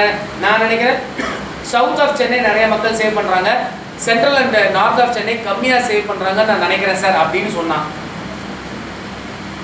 இதை டெஸ்ட் பண்ணி பார்த்துடலாமே அப்படின்றதுனால இப்படி கேட்டேன், நீ என்ன பார்ட் ஆஃப் சென்னை? இப்போ நம்ம ஆன்சர் வந்து சிக்னிஃபிகன்ட் டிஃபரன்ஸ் வரலன்னா நம்ம என்ன கன்க்ளூட் பண்ணலாம்? யாராக இருந்தாலும் ஒரே மாதிரி தான் இருக்காங்க. இப்போ அவன் மனசில் ஒரு டவுட் இருந்துச்சுல, அதே ஒரு ஹைப்போதசிஸை ரெடி பண்ணிடலாம். நான் சொல்றது புரியுதுங்களா உங்களுக்கு? இப்போ அடுத்து ஒரு கேள்வி கேட்டாங்க, இதே மாதிரி நான் வேற ஒரு ஃபோரமில் பேசினப்ப இப்போ கேட்டாங்க sir instead of north central சவுத்துன்றது பதிலாக நீங்கள் ஏரியா கேட்டுடலாமே சார்னு. கேட்கலாம், but it is very difficult. உட்காந்து ஒவ்வொன்றா நம்ம மேனிபுலேட். இப்போ இதுவே டவுட்டு, ஒருத்தன் தேனாம்பேட்டு நந்தனத்தில் இருக்கான்னு வச்சுக்கோங்க, அவன் என்ன தெரியுமா கேட்பான், நான் சவுத் சென்னையில் வருவேன்னா சென்ட்ரல் சென்னையில் வருவேன்னா அவனே டவுட் கேட்பான். இப்போ இன்னொருத்தானே சார் நான் அம்பத்தூர் சார், நான் வெஸ்ட் சென்னை சார்னுவான்.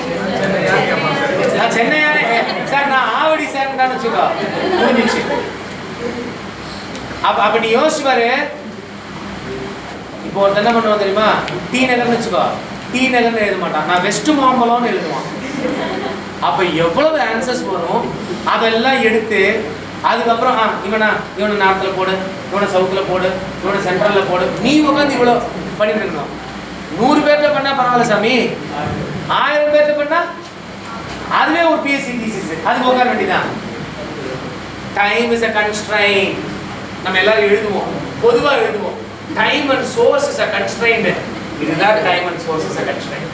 இப்போ புரியும் நினைக்கிறேன். why time is a constraint, why resource is a constraint, this is how it is constraint. Okay, now so number 2 to number 9 வெறும் categorical scale ல தான் இருக்கு. நம்ம என்ன பண்ணலாம்னா மேக்ஸிமம் எது எவ்வளவு பர்சன்டேஜ் இவ்வளவு தான் போட முடியும். இப்போ நீ போட்டு காமிக்கிறேன், அது ரொம்ப புரியும். So descriptive statistics, analyze descriptive statistics, frequencies. Analyze descriptive statistics, frequencies. I can do in one shot from second question to ninth question.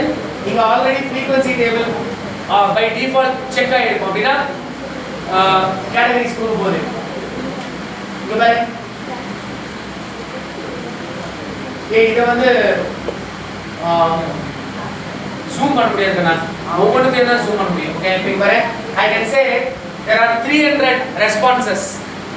Okay, 166 male, which means 55.3% of the total responses are men. அதே மாதிரி educationல பாத்தீங்கன்னா 46.7% of the people are having PG degree. அந்த மக்கள்கிட்ட தான் வாங்கியிருக்கான். பாத்தியா, இவன் M Com பையன்றதை கரெக்டாக prove பண்ணிட்டான் பாரு. நான் சொன்னேன் எல்லா மக்கள்கிட்டேருந்தும் வாங்கடா, ஸ்கூல் படித்தவன், யூஜி படித்தவன்.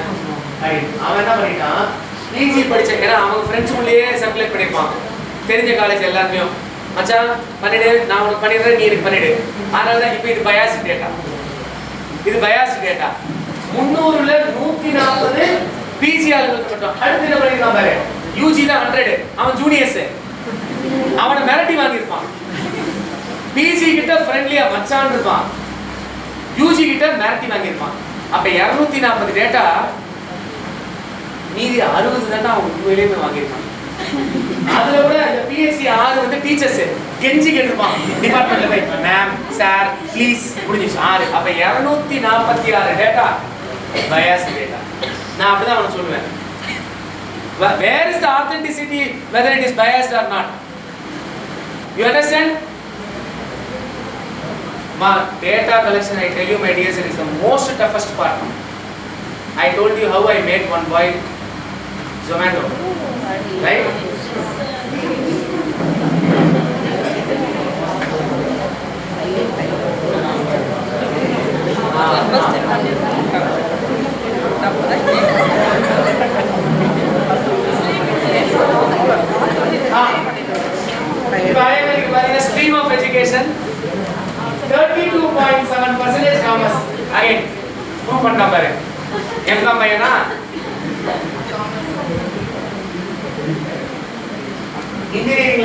இருப்பான் 52 பேர். நான் ஆக்சுவலாக எப்படி பார்த்தேன்னா இது சும்மா இந்த மாதிரி ஒரு கிளாசிஃபிகேஷன் கொடுத்தேன். நான் என்ன ஆக்சுவலாக பிளான் பண்ணேன்னா இப்போ நம்மெல்லாம் ஆர்ட்ஸ் அண்ட் சயின்ஸ் கீழே வந்துடுவோம். I want to do a sincere study especially skill டெவலப்மெண்ட்டில். இது வந்து நான் இப்போயே உங்களுக்கு ஐசிஎஸ்எஸ்ஆர் ப்ராஜெக்ட்டுக்கு ஒரு ஹிண்டே கொடுத்துட்றேன். Skill development arts and science மக்கள், இன்ஜினியரிங் மக்கள், மெடிக்கல் மக்கள். நான் சொல்கிறது புரியுதா உங்களுக்கு? we can do a comparative study. Mathematical ஸ்கில்னு வரப்போ நம்ம என்ன சொல்கிறோம்? இன்ஜினியரிங் ஸ்டூடெண்ட்ஸ் ஹேவ் மோர்னு சொல்கிறோம். கரெக்டாக? அதனால தான் பேங்க்லலாம் பார்த்தீங்கன்னா எல்லாம் இன்ஜினியர்ஸ் தான் இருக்கான். ஏன்னா அவன் ஈஸியாக மேக்ஸ் கிளியர் பண்ணிடுறான். நான் சொல்கிறது புரியுதுங்களா உங்களுக்கு? அப்போ ஒரு ஸ்கில் ஃபார்மேஷன் ஒரு கொஸ்டினை ரெடி பண்ணி இந்த 3 குரூப்புக்குள்ளே நீங்கள் கம்பேரிசன் பண்ணலாம். அப்போ அடுத்து என்ன காரணங்களால் அவங்களுக்கு இந்த ஸ்கில் ஜாஸ்தியாக இருக்குது, இதையே நீங்கள் ஒரு பிஹெச்டி டாபிக்காக கூட எடுத்துக்கலாம். ஹியூமன் ரிசோர்ஸில் நீங்கள் அழகாக கொண்டு வந்துடலாம். சரிங்களா? Right. So 50% are private employ, இதெல்லாம் இந்த மாதிரி வந்துருக்கு. So these are some of the outputs. I am not going to discuss on the outputs. Okay, so this is basically a categorical scale where we do the percentage analysis. இப்போ நான் first உங்களுக்கு எடுத்துக்கேன். It's 4. Okay, இன்னும் half an hour இருக்கு. எவ்வளோ test ஃபாஸ்ட்டாக முடியுதுன்னு பாரு. ஏன்னா அரை மணி நேரத்தில் முடிஞ்சிடும். ஆனால் இந்த டேட்டாவை ரெடி பண்ணுறதுக்கு தான் டைம் ஆகும். Exactly. Okay, I got some other example, but that is seeing me. So, okay, now the first one is percentage analysis. Now, if I apply descriptive statistics to this categorical data, how will the results will be? I give an example. Descriptive statistics abina mean, median, mode, okay, skewness, standard deviation. I spoke on the other day. Okay, yeah. இப்போ இங்க பாரு, எவ்வளவு மேல் எவ்வளவு ஃபீமேல்னு பாத்தியா? புரிஞ்சுதா? ஏதோ inference உன்னால பண்ண முடியுதா? சரி, இப்போ இங்க பாரு, அனலைஸ் டிஸ்கிரிப்டிவ் ஸ்டாட்டிஸ்டிக்ஸ் ஃப்ரீக்வென்சிஸ். அதேதான் போயிட்டு இங்க பாரு, இது எல்லாத்துக்கும் ஃப்ரீக்வென்சி டேபிள் எடுத்துட்டேன், அன்செக் பண்ணிட்டேன். இப்போ என்ன பண்றேன்? நேரா இந்த ஸ்டாட்டிஸ்டிக்ஸ் போயிடுறேன். இந்த ஸ்டாட்டிஸ்டிக்ஸ் பட்டனை ஓபன் பண்ணா எவ்வளவு இருக்கு பாரு. Mean, median, mode, standard deviation, quartile, Q1, Q2, Q3, Q4. இப்போ எனக்கு வந்து 33rd percentile, 67th percentile, பர்சன்டைல்ல 100% இருக்குல்ல, எனக்கு அது வேணும். நான் என்ன பண்றேன் பாரு, பர்சன்டைல்ல போய் ஆட், எனக்கு 33rd percentile கொடுங்க. சரி, இப்போ யாரோ ஒருத்தர் கேட்ட மாதிரி, யாரும் கேட்கல, நானே சொல்றேன். 57th percentile, ஓகேயா, 79th percentile, இதெல்லாம் கேட்டு இப்போ கண்டினியூவா அது ஒரு நிமிஷம் ஸ்டாட்டிஸ்டிக்ஸ் போயிட்டு ஸ்கியூனஸ் கேட்குறேன். ஓகேயா, கேட்டு கண்டினியூ போட்டு ஓகே போட்டா ஆன்சர் வந்துருச்சு. இப்போ இதை கொஞ்சம் மேக்னிஃபை பண்ணி பாருங்க. இப்போ இது என்ன அர்த்தம்னா, ஜெண்டர் பாரு, மீன் 1.45, மீடியன் 1, மோடு 1, ஸ்கியூனஸ் 0.216. இப்போ உன்னுடைய மார்க் 50, என்னுடைய மார்க் 60, ஆவரேஜ் 55. அன்னைக்கு சொன்னேன், ஒருத்தன் 2 மார்க்கு, ஒருத்தன் 98 மார்க்கு, ஒரு ஆவரேஜ் 50ன்னு சொன்னேன். கரெக்டா? இப்போ இதுல மேல் 1, ஃபீமேல் 2, 300 டேட்டா. அதுல ஒரு 140 என்னவோ மேல் நினைக்கிறேன். அப்ப 140 into 1 plus 160 into 2 divided by 2 போட்டு இப்படி வந்திருக்கு. இப்போ இந்த 1.45க்கு என்ன அர்த்தம்? அர்த்தமே இல்லை, அனர்த்தம். Which means it has no meaning. You got what? You are getting it? So then why the hell did you do it? To prove you that this is a stupidity and to show you that the SPSS will do whatsoever that you direct, but there should be some meaning to it. இப்போ 1.45 தான் average gender. அப்படின்னா என்ன அர்த்தம்? மேலுக்கு மேல கொஞ்சம் sir அப்படின்னு அர்த்தமா? இப்போ சொல்லும் போதே நமக்கு எவ்வளவு சிரிப்பு வருது. அடுத்து எஜுகேஷன் 2.77. நம்ம 1க்கு வந்து காமர்ஸ் கொடுத்தோம், 2க்கு ஆர்ட்ஸ் கொடுத்தோம், 3க்கு சயின்ஸ் கொடுத்தோம், இப்போ ஆவரேஜ் 2.77 னா நமக்கு புரியுதா? It makes no, it is a ridiculous output. மா நல்லா தெரிஞ்சுக்கோ, SPSS is a dumb machine. It will spit whatever that you spit. So spit properly so that you will get a nice output. If you don't spit it, it will spit on you. Okay? இப்போ இது தெரியுதா? இதுவே value ஏன்னா கவனி. இப்போ இந்த mean median மோட்ல எங்க யூஸ் பண்ணனும்னா நல்லா கவனிச்சுக்கோ. இப்பதான் நான் டெக்னிக்கலா வரேன். You should apply this mean median mode only on your interval and ratio scale, not on the nominal and ordinal scale. இப்போ நாம இந்த 2 to 9 क्वेश्चंस எல்லாமே nominal and ordinal scale ல இருக்கிறது. அதனால என்ன போடக்கூடாது? இந்த mean median mode nominal and ordinal scale க்கு போடக்கூடாது. போடலாம், ஆனா அர்த்தம் இருக்காது. இப்ப சொன்னல ஆவரேஜ் 1.45 is a gender. இது என்னன்னு எழுதுவேன். இப்ப அடுத்து marital status 1.58. 1 தான் married or unmarried. Okay, he got the point. He will never make that mistake. அவன் பாரு 1.1 க்கு மேல ஏன் வேற ஏதோ இருக்கு சார் நான் போய் பாருங்க ரெக்கார்ட் வேற ஆகுது கடவுளே. சரி so this is not the right thing to do it. Okay, so I am just showing. I always show the wrong things because so that you can avoid doing those things. Sir, ஆனா நம்ம ஏஜ்க்கு போடலாம்ல sir? அதுக்கு தான் வரை பாடுது. நான் போடலையே அது. Good. இப்போ age ஓபனா கேட்டிருக்காங்க. இப்போ அவங்க தம்பி கேட்ட மாதிரி குரூப்ல கேட்டிருந்தா அகைன் நீ வந்து மீன் மீடியன் மோட் போடக்கூடாது. வெறும் அந்த பர்சன்டேஜ் அந்த ஃப்ரீக்வன்சி டேபிள் மட்டும் தான் போடணும். இந்த கேட்டகரியில எவ்வளவு பேர் இருக்காங்க என்ன பர்சன்டேஜ், இந்த கேட்டகரியில எவ்வளவு பேர் இருக்காங்க என்ன பர்சன்டேஜ். ஏன்னா அது வந்து நாமினல் அண்ட் ஆர்டினல் ஸ்கேல்ல இருக்கு. இப்போ நாம கேட்டிருக்கக்கூடிய ஏஜ் என்ன ஸ்கேல்ல இருக்கு? ரேஷியோ ஸ்கேல்ல இருக்கு. Ratio scale. அதனால இப்ப என்ன பண்ணலாம்? மீன் மீடியன் மோட் போடலாம். இப்போ அதான் நெக்ஸ்ட் பாயிண்ட். இங்க பாருங்க, அனலைஸ். இது எல்லாத்தையும் ரீசெட் பண்ணி ஏஜ் மட்டும் போட்டு இங்க பாரு. எனக்கு ஃப்ரீக்வன்சி டேபிள் வேண்டாம். சரி, அதுல போட்டே காமிக்கிறேன். But it makes no sense. இங்க பாருங்க, quartiles, mean, median, mode, standard deviation. I need the minimum value of age, maximum value of age. That will tell my range. I want to know the skewness. Continue. Okay. Think about it. Age in the table. இது waste.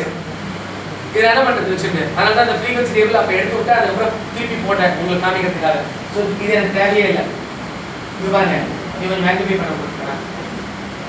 Magnify பண்ணு. கொஞ்சம் நிறைய தெரியுது. இப்போ இது என்ன தெரியுதுன்னு இப்போ நான் இத பார்த்தா எனக்கு என்ன புரியும்? மினிமம் 18 இயர்ஸ்ல நம்ம கலெக்ட் பண்ணிருக்கோம். 70 இயர்ஸ் வரைக்கும் முதல்ல எனக்கு அந்த ரேஞ்ச் தெரியுது. 18 இயர்ஸ் ஆஃப் ஏஜ்ல இருந்து மினிமம் அண்ட் மேக்ஸிமம் 18 இயர்ஸ்ல இருந்து 70 இயர்ஸ் வரைக்கும் டேட்டா கலெக்ட் பண்ணிருக்கோம். ஒன்னு right. Average age of this 300 respondents is 30.33 years. ஏன்னா ஒருத்தங்க 20 இருப்பீங்க, ஒருத்தங்க 21 இருப்பீங்க, ஒருத்தங்க 25 இருப்பீங்க, ஒருத்தங்க 27 இருப்பீங்க. whatsoever the number is, okay, add all those ages, divide by 300. The average age is 30. And skewness almost அந்த -1 to +1 குள்ள இருக்கும். எப்ப தெரியுமா? நார்மாலிட்டியே இருக்குன்னு அர்த்தம். எப்ப தெரியுமா? மீன் மீடியன் மோட் ஒரே மாதிரி வேல்யூஸ் நியர்பையா இருந்ததுன்னா அது உங்களுக்கு skewness இல்லன்னு அர்த்தம். நார்மாலிட்டி இருக்குன்னு அர்த்தம். Look for the mean median mode value. What is the mean value? It's 30.33. Median is 27. Mode is 22. Little deviation is there. Skewness பாரு 1 point. அதான் 1.327 points. நான் சொன்ன -1 ல இருந்து +1 குள்ள ரேஞ்ச் ஆகலாம் அப்படினே. அப்ப இதுல அந்த நார்மாலிட்டி கொஞ்சம் இல்ல. ஏதோ ஒரு சைடு ஸ்கியூ ஆகுது. நான் சொல்றது புரியுதா? ஏன்னா -1 to +1 குள்ள இருந்ததுன்னா அக்செப்டபிள்னு சொன்னேன். ஆனா என்ன இருக்கு? 1.327 இருக்கு. அப்படினா கொஞ்சம் ஸ்கியூனஸ் இருக்கு. ஸ்கியூனஸ்னா ஸ்கியூ அப்படினா not in shape னா not in proper shape. Proper shape னா left and right ஈக்குவலா இருக்கும். அது ப்ராப்பர் ஷேப். ப்ராப்பரா இல்லைன்னா skewed. It's a skewed data. Now this is a skewed data. இப்போ நான் இதில் உங்களுக்கு இன்டென்ஷனலாக ஒரு பண்ணி காமிக்கல, இப்போ பண்ணி காமிக்கிறேன். எனக்கு இதில் கிராஃபை பார்த்தாலே தெரிஞ்சிடும். கிராஃப் நான் உங்களுக்கு காமிக்கல. இப்போ அனலைஸ் டிஸ்கிரிப்டிவ் ஸ்டாட்டிஸ்டிக்ஸ் ஃப்ரீக்வன்சியில் போயிட்டு சார்ட் ஸ்டாட்டிஸ்டிக்ஸ்லேயே சார்ட் இருக்கு. அதில் ஹிஸ்டோகிராம் வித் நார்மல் கர்வ்.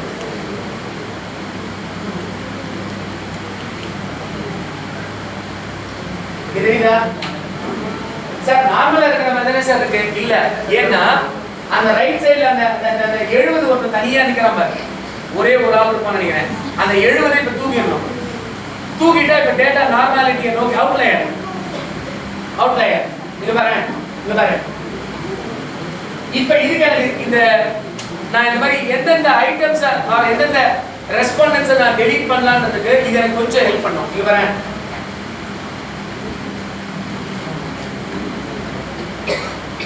50 ல இருந்து 70 குள்ள எவ்வளவு ஆளுங்க இருக்காங்க பாரு. 50 ல ஒரு 2, 53 ல ஒரு 2, 56 ல ஒரு 4, 62 ல ஒரு 2, 70 ல ஒரு 2, கிட்டத்தட்ட ஒரு 10 பேர். இந்த 10 பேர் நான் கழிச்சிட்டேன்னு வெச்சுக்கோயேன், 18 to 50 குள்ள வந்துருவாங்க. அப்ப பியூட்டிஃபுல்லா நார்மாலிட்டி வந்துரும். ஆனா அடுத்து ஒரு அப்படி எடுக்கலாமா சார்? அங்கதான் ஒரு லாஜிக்கை நீ அப்ளை பண்ணணும். இப்ப நான் இது உனக்கு எப்படி நார்மாலிட்டி கொண்டு வருதுன்னு சொன்னேனே தவிர இதை எடுத்தா வந்துரும்னு சொன்னேன். ஆனா இது எடுக்கணுமான்றதை நீ தான் டிசைட் பண்ணணும். your logic should apply. you get this point? மா ஸ்டாட்டிஸ்டிக்ஸ்ல நல்லா தெரிஞ்சுக்கோ, it is a study of approximation. there is nothing right, there is nothing wrong. okay, my professor used to say a simple story. இத வந்து இன்னும் ஒரு பெரிய பேச்சாளர் இல்ல ரேடியோல பேசுவார், அவரும் இந்த கதை வேற மாதிரி சொல்வார். இது எங்க ப்ரொஃபசர் கொஞ்சம் எங்க லெவலுக்கு இறங்கி வந்து சொன்னாரு. ஒரு பிளே ஸ்கூல்ல பசங்களை கொண்டு போய் 1 லட்சம் ரூபாய் கட்டி பெரிய பிளே ஸ்கூல்ல சேர்த்துருக்காங்க. என் குழந்தை நல்லா படிக்கணும், ஐடியில வேலை செய்யறாங்க, அம்மா அப்பா போல இருக்கு. அந்த குழந்தைகிட்ட அந்த டீச்சர் கேட்குறாங்க, 8 கால் பூச்சிக்கு எத்தனை கால்? இது இப்போ இப்படி கேட்டால் நல்லா இருக்காது, அந்த இங்கிலீஷில் கேட்டால் நல்லா இருக்கும். அப்படி கேட்டால் ஒரு குழந்தை ஒன்று சொல்லுது. ஒரு குழந்தை என்னது 736 கால் பூச்சி. இன்னொரு குழந்தை என்னது அவளுக்கு ஒன்றுமே தெரியாது 254. இன்னொரு குழந்தை என்னது 10, இன்னொன்று 47, இன்னொன்று 99. இந்த மாதிரி ஒரு ரேண்டமாக ஆன்சர்ஸ். இந்த 10ன்னு சொன்ன குழந்தைக்கு மிஸ் சாக்லேட் கொடுத்து அனுப்புறாங்க. இந்த குழந்தை வீட்டுக்கு போய் நடந்ததெல்லாம் நரேட் பண்ணுது. அம்மா அப்பா பயங்கர ஃபியூரியஸ். 1,00,000 ரூபாய் கொடுத்து இந்த பிளே ஸ்கூல்ல நம்ம குழந்தைய சேர்த்தா இந்த மிஸ் லூஸ் மாதிரி ஒரு கேள்வி கேட்டிருக்குது, 8 கால் பூச்சிக்கு எத்தனை கால்னு. அதுக்கு வெக்கவே இல்லாம என் பொண்ணு வேற 10 கால்னு இருக்குது. அதுக்கு வேற அந்த அம்மா டீச்சர் வந்து சாக்லேட் வேற கொடுத்துருக்குது. இவெல்லாம் என்னத்தை எடுத்து என்னத்தை போய் அடுத்த நாளுக்கு போய் சண்டை போடுறாங்க. அப்ப டீச்சர் சொன்னது அதான், வந்த ஆன்சர்லயே உங்க பொண்ணு ஆன்சர் தாங்க நியரஸ்ட் ஆன்சர். இதுதான் ஸ்டாட்டிஸ்டிக்ஸ். இதுதான் statistics. It is the study of approximation, not accuracy. You get it? Right.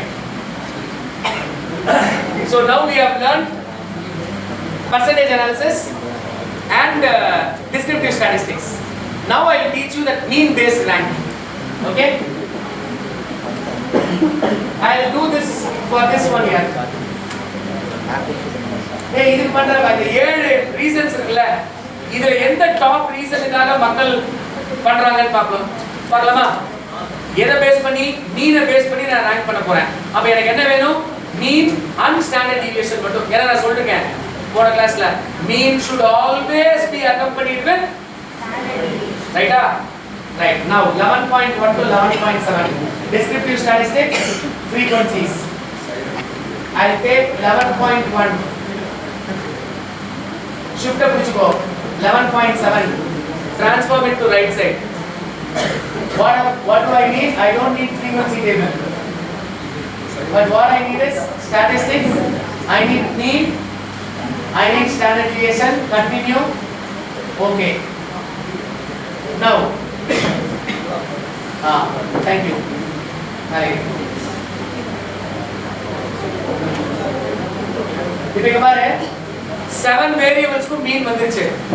இதுல highest mean will get the rank 1. இப்போ இப்படி இருக்கு இல்லையா, இதை நீங்க வெர்டிகலா மாத்தணும்னாலும் மாத்தலாம்.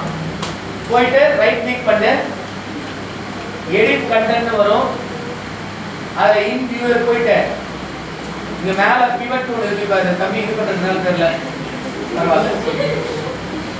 இப்போ தெரியுதா, மாறிடுச்சு. ஓகேயா? இப்போ இதுல எது ஹையஸ்ட் மீன் இருக்கு பாருங்க, 4.57. 4.57, that is 11.1. What next? then மேல ஏறி போக நான். What next? which one is the highest? 3.94, that is 11.5. அதை நோட் பண்ணிக்கோ. 11.1 5 followed by 3.82. 7 11.7. 1 5 7 11.3. 3 1 5 7 3. so what is the first rank?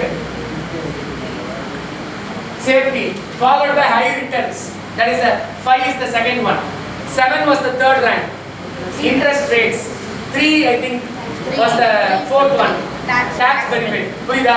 இப்ப ஓவராலா நாம ரேங்க் பண்றோம் மீனை பேஸ் பண்ணி. இப்ப இதே ஏதோ வேற ஒரு ஃபோரத்துல சொன்னப்ப சூப்பரா இன்னொரு டவுட் கேட்டாங்க, சார்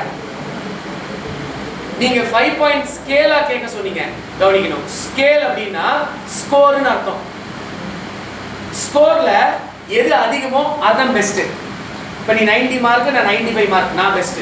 ஏன்னா ஸ்கோர்ல அதான் ஜாஸ்தி. ஆனா ரேங்க்ல எது லீஸ்டோ அதுதான் பெஸ்ட். இப்போ இதே மீன் பேஸ்ட் ரேங்கிங்க அவங்க மார்க்கா போடுறதுக்கு பதிலா ரேங்கா போட்டுருக்காங்கன்னு வச்சுக்கோயேன், அப்பயும் நீ போடலாம். ஆனா என்ன பண்ணும், இன்டர்பிரேஷன் மட்டும் உல்டாவா பண்ணிடணும். நான் சொல்றது புரியுதா? instead of 5 point like at scale, you have asked a question in rank from 1 to 7. They have given 1 2 3 4 5 6 7. That 1 is not the number, not the scale, but that is a rank. If that is the case, if it's a rank, then the least mean is rank 1 and the highest mean is the last rank. Whereas in terms of scale, the highest mean is rank 1 and the lowest mean is the last rank. இப்போ இதுலயே நான் உங்களுக்கு ரெண்டு variation சொல்லி கொடுத்தேன், rank வச்சு score வச்சு. ரைட்டா? 4 ஆயிடுச்சு. அடுத்து நம்ம எல்லாருக்கும் தெரிஞ்ச அல்லது பிடிச்ச அல்லது எல்லா வாத்தியாரும் எதிர்பார்க்கக்கூடியது கை ஸ்கொயர். கை ஸ்கொயர் கை ஸ்கொயர்ன்றது என்னன்னா, எல்லாரும் சீ ஸ்கொயர்ன்றாங்க. சீயும் கிடையாது, ஜியும் கிடையாது, it's chi. Chi, that's the right way of calling it. Okay, chi ஸ்கொயர்ன்றது என்னன்னா அசோசியேஷன் இருக்கா இல்லையா, ரெண்டு வேரியபிள்குள்ள. நல்லா கவனிச்சுக்கோ, இப்போ நான் கொஞ்சம் டெக்னிக்கலாக போகிறேன். ரெண்டு வேரியபிள்குள்ள, ஆனால் அந்த ரெண்டு வேரியபிள்லையும் குரூப் இருக்கும். அப்படி இருந்தா கை ஸ்கொயர். அந்த ரெண்டு வேரியபிள்லையும் குரூப் இல்லைன்னா கார்லேஷன் போடணும். சார் புரியல சார், சொல்றேன். நீ மாசம் எவ்வளவு சம்பாதிக்கிற, நீ மாசம் எவ்வளவு சேவ் பண்ற, ரெண்டு வேரியபிள் எடுத்துக்கிறேன். மாசம் எவ்வளவு சம்பாதிக்கிறல குரூப் வச்சிருக்க, 25,000 to 50,000, 50,000. இப்ப that variable is monthly income, but it has a groups. அடுத்து how much you save is a variable, but there is a group. Less than 5% I save, 5 to 10% I save, 10 to 15% I save. You understand? I am trying to associate both the variables, but both the variables have groups in it. When that is the case, you should apply chi-square. You get it? Yes, no? Yes, sir. Don't get it? நீ என்ன stream of education, அது ஒரு variable எடுத்துக்கிறேன். அதுல commerce, arts, science வருதா? அடுத்தது நீ எவ்வளவு பர்சன்டேஜ் ஆஃப் இன்கம் சேவ் பண்ற, அதுல நான் கேட்டகரி கொடுத்துருக்கேன். Less than 5%, 5 to 10%. இப்ப ரெண்டுமே வேரியபிள், ஆனா ரெண்டு வேரியபிள்லயும் குரூப் இருக்கு. ரெண்டு வேரியபிள், இப்ப gender, satisfaction of my class. ஜெண்டர்ல மேல் ஃபீமேல் இருக்கு, சாட்டிஸ்ஃபேக்ஷன்ல ஹை சாட்டிஸ்ஃபேக்ஷன், லோ சாட்டிஸ்ஃபேக்ஷன் இருக்கு. Gender and satisfaction are variable, but each variable has got groups in it. You get it now? அப்படி பண்ணனா அது கை ஸ்கொயர். ஆனா அப்படி இல்லாம ரெண்டு வேரியபிளுமே மெஷர்டாக இருந்தால், இப்போ நான் சொல்றது வந்து நாமினல் ஆர்டினல் ஸ்கேல், அதனால தான் கை ஸ்கொயர். அந்த வேரியபிள்குள்ள என்ன இருக்கு, குரூப்ஸ் இருக்குன்ற, வேரியபிள் உள்ள குரூப்ஸ் இருந்தாலே அது என்ன scale, either nominal or ordinal. அப்படி இருந்தா கை ஸ்கொயர் தான் போட முடியும். ஏன்னா கை ஸ்கொயர் என்பது ஒரு நான் பாராமெட்ரிக் டெஸ்ட். இப்போ எப்படி கேட்குறேன், என்னுடைய கிளாஸ் உனக்கு எப்படி பிடிச்சிருக்கு, strongly agree to strongly disagree கேட்குறேன். நான் சொல்றது புரியுதா? இது ஸ்கேல்ல, நாமினல் ஆர்டினல் இல்ல, ஸ்கேல்ல. அடுத்து உனக்கு எந்த அளவுக்கு சப்ஜெக்ட் புரிஞ்சுது, இதையும் நான் ஸ்கேல்ல கேட்குறேன். நல்லா புரிஞ்சுது, நியூட்ரல், புரியல, சுத்தமா புரியல, இது ஸ்கேல். குரூப் கிடையாது, இது குரூப் கிடையாது. Male female group, low income, middle income, high இன்கம்ன்றது குரூப்.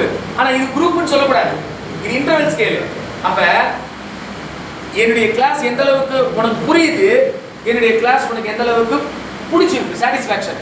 இப்போ இதை நான் மெஷர் பண்ணா both are in interval scale, then I should not use chi-square because that is a law, rather I should use correlation.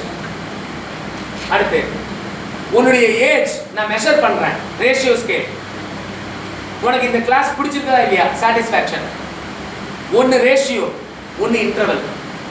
Again என்னதான், கால் Pearson correlation தான். கால் Pearson correlation என்பது interval ஸ்கேலாகவோ ratio ஸ்கேலாகவோ இருந்தா நீங்க அங்க பண்ணலாம். ஏன்னா இப்போ நீ என்ன சொல்ற, 25 இயர்ஸ் இன் பேக் மெஷர்ட், ஓபனா கேட்டிருக்கேன், ஸ்ட்ராங்லி அக்ரீன் வேர் 5. நான் சொல்றது புரியுதா? 22 years in where neutral where 3. both are values, not categories. இப்போ இதே 20 to 30, 30 to 40, 40 to 50 னா நீ 35 னா நான் இங்க 35 னு எழுத மாட்டேன், 30 to 42 னு எழுதுவேன். அந்த 2 ன்றது category, that is not your age. You get that? So when it is in the groups you use chi-square. When it is actually measured, அதனால தான் நான் ஆரம்பத்திலே சொன்னேன், இன்டர்வல் ஸ்கேலும் ரேஷியோ ஸ்கேலுக்கும் பேரு மெஷர்டு ஸ்கேல் அல்லது நியூமெரிக்கல் ஸ்கேல்னு சொன்னேன். அப்படி இருந்ததுன்னா என்ன பண்ணோம், கால் பேசும் கான்வெர்ஷன். இப்ப ரெண்டுமே சொல்லிட்டேன், டக்குனு ரெண்டுமே போட்டு வச்சிருக்கேன். இப்ப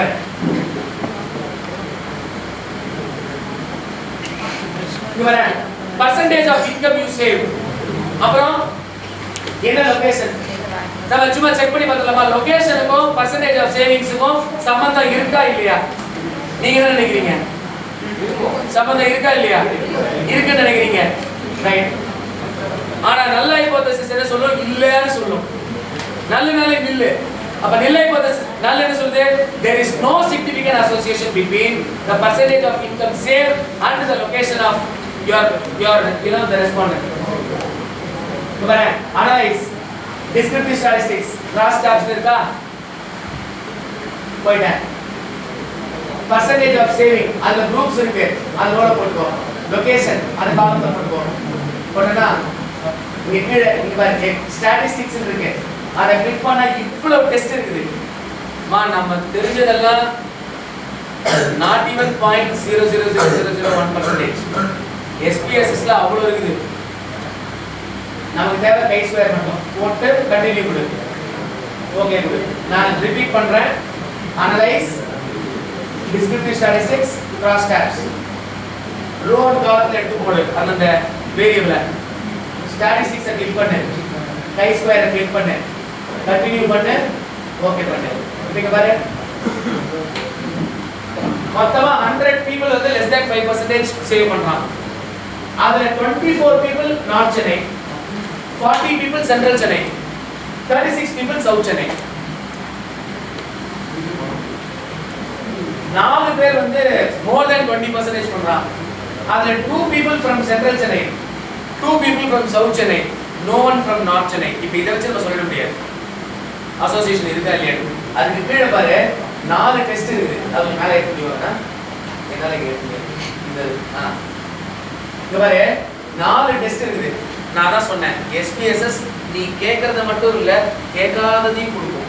அப்ப நம்ம எப்படி இதை இன்டர்பிரட் பண்ணணும்னா, அந்த ஃபர்ஸ்ட் இருக்கிற பியர்சன் chi-square, அதுல லாஸ்டா ஒரு பாயிண்ட் இருக்கு பாரு, asymptotic significance, அதுக்கு பேரு p, small p, p value. அந்த p வேல்யூ இத நல்லா எழுதி வச்சுக்கோங்க அது யாராவது இந்த p வேல்யூ if இத எழுதிக்கோங்க if p value is less than 0.05 if it is less than 0.05 your null hypothesis is not accepted rejected என்ற வார்த்தையை சொல்லக்கூடாதுன்னு அன்னைக்கு நான் சொன்னேன் ஞாபகம் இருக்குங்களா not accepted நம்மளுடைய null hypothesis என்ன association இல்லன்னு சொன்னோம் இப்போ இது இங்க 0.05 க்கு கீழ இருக்கா மேல இருக்கா the value is 0.009 is it less than or more than is it less than 0.05 or more than 0.05 it's 0.009 is it less than 0.05 or more than 0.05 Less than. it is very much less than 0.05 therefore our null hypothesis is not accepted so there is a significant association between the location and the percentage of income that you save there is an association இதுவரை association இருக்கான்னு தான் சொல்லுமே தவிர இப்போ அடுத்து நீ ஒரு கேள்வி கேட்கலாம் சார் எந்த ஆளுங்க எந்த சேவிங்ஸ் ஆட போறாங்க அப்படின்னா அது இது சொல்லாது அசோசியேஷன் இருக்கா இல்லையான்னு தான் சொல்லும் இப்போ எந்த பார்ட் ஆஃப் சென்னை எந்த கேட்டகரி ஆஃப் இன்கமோட மேட்ச் ஆகுது சார்னு கேட்டேன்னா அது ட்ரில் டவுன் பண்ணி இதுல போக முடியாது நான் சொல்றது புரியுதா இப்போ நம்ம பாஷையில சொல்லணும்னா பேய் இருக்கா இல்லையான்னு சொல்ல முடியுமே தவிர அதுக்கான அறிகுறிகள் என்ன அது அந்த மாதிரிலாம் இருக்கா இல்லையா அவ்வளவுதான் அசோசியேஷன் இருக்குதா இல்லையா ரைட்டா ஓகே சார் ஒரு டவுட் சார் எஸ் இந்த டாபிக் ரிலேட்டடா இல்ல ஆக்சுவலி நம்ம ஒரு 100 டேட்டா கலெக்ட் பண்றோம் சார் அதுல வந்து நம்ம ரியலிட்டி செக் பண்ணும்போது அதாவது லிக்கர் ஸ்கேலோட ரியலிட்டி செக் பண்ணும்போது லெஸ் தென் 50% அந்த மாதிரி இருக்கு ரியலிட்டி சோ ரிலையபிலிட்டி ரியலிட்டி வந்து லெஸ் தென் 50% ல இருக்கு நம்ம ஃபுல்லா செக் அதாவது வேரியபிள் வைஸா பார்த்தா அப்படி இருக்கு ஹோல்லி செக் பண்ணும்போது it's more then 70 or 80%. So நம்ம எந்த அனாலிசிஸ் போட்டாலுமே அக்செப்ட் பண்ணிக்க மாட்டேங்குது. சோ இப்போ நம்ம வந்து ஃபர்ஸ்ட்ல இருந்து டேட்டா கலெக்ட் பண்றதுக்கு பதிலா இந்த டேட்டால இருந்து நமக்கு எந்த டேட்டாவை மோர் தென் ஹேவ் a quality சொல்லி சூஸ் பண்றதுக்கு முதல்ல அந்த ரிலையபிலிட்டில 50% இருக்கு நீங்கல்ல அது எப்படி கண்டுபிடிச்சீங்க? லிக்கட் ஸ்கேல் அனாலிசிஸ் போட்டு கண்டுபிடிச்சோம். லிக்கட் ஸ்கேல் என்ன அனாலிசிஸ் போட்டு ரிலையபிலிட்டி கண்டுபிடிச்சீங்க? இல்ல எனக்கு வந்து I am not getting how did you say that 50% is reliable the other 50 is not reliable is what you say I feel so am I getting it right no I want him to answer that அதுக்காக தான் வந்தேன் wait அதுக்காக அந்த பாயிண்ட்காக தான் அவன் சொல்லணும்ன்றதுக்காக தான் நான் wait பண்ணிட்டு இருக்கேன் நான் கிரான்பேக் ஆல்பாவா வெரி குட் இது எனக்கு நாளைக்கு ஞாபகப்படுத்துங்க அதை ஸ்டார்டிங் பாயிண்டா எடுக்கிறேன் ஓகேயா ஃபர்ஸ்ட் நீங்க ஒன்று புரிஞ்சுக்கணும் ஓகே இது சொன்னதுனால நான் இந்த பாயிண்ட் சொல்லிடுறேன் பிஃபோர் அனாலிசிஸ் அகைன் ரெண்டு விஷயம் இருக்கு ஒன்று வேலிடிட்டி இன்னொன்று reliability thank you for reminding that ஆனால் இது இப்போ எடுத்த நேரம் ஆகிடும் இன்னும் கொஞ்சம் நேரம் போனால் பரவாயில்லையா வேலிடிட்டினா என்ன ரிலையபிலிட்டினா என்ன ரெண்டுமே சேம் கிடையாது வேலிடிட்டினா கேட்கப்பட்ட கேள்வி சரியானதான முறையில் கேட்கப்பட்டது இப்ப ஜெண்டர்னு கேட்டு நான் மேல் ஃபீமேல் சொல்லணும் என்னுடைய பையன் ஒரு கொஸ்டின் ரெடி பண்ணிட்டு வந்தான் ஜெண்டர் போட்டு மேல் ஃபீமேல் போட்டான் இது கொஸ்டின் நம்பர் 1 அடுத்து 1.1 if male strongly agree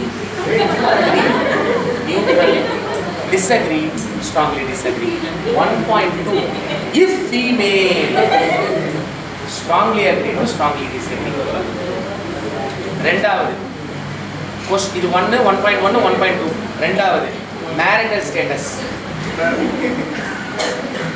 yeah I'm sharing what is being told here what is being done இது எதுக்குன்னா நான் அவனுக்கு முன்னாடி நான் கிளாஸ் எடுக்கும்போது சொன்னேன் டேய் இந்த 5 பாயிண்ட் லைக்கட் ஸ்கேல்ன்றது ஒரு நல்ல ஸ்கேலு அதில் கேட்டால் நல்லா இருக்கும் அப்படின்னேன் அவன் அதை தப்பாக புரிஞ்சுக்கிட்டு ஒவ்வொரு கேள்விக்கும் கேட்குறான் நம்பர் ஆஃப் சில்ட்ரன் 2 3 4ன்னு கேட்டு ஒவ்வொன்றுத்துக்கும் கேட்குறான் 5 பாயிண்ட்ல இப்போ இதுதான் வேலிடிட்டி முட்டாள்தனமான வேலிடிட்டி மேல் ஃபீமேலோட நிப்பாட்டி இருக்கணும் அதுக்கப்புறம் கேட்ட பத்தியா அது வேலிட் இல்ல.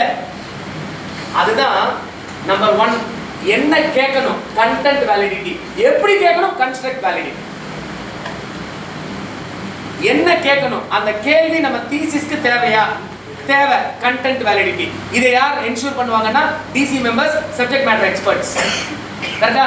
அவன் தான் இந்த கேள்வி. இப்போ நான் அன்னைக்கு சொன்னேன்ல, ஃபுட் ஹேபிட்ஸ் பத்தி நமக்கு இப்போ தேவையில்லை, நீ என்ன ரிலீஜியன்றது தேவையில்லை, அது கண்டென்ட் வேலிடிட்டி. ரெண்டாவது கன்ஸ்ட்ரக்ட் வேலிடிட்டி.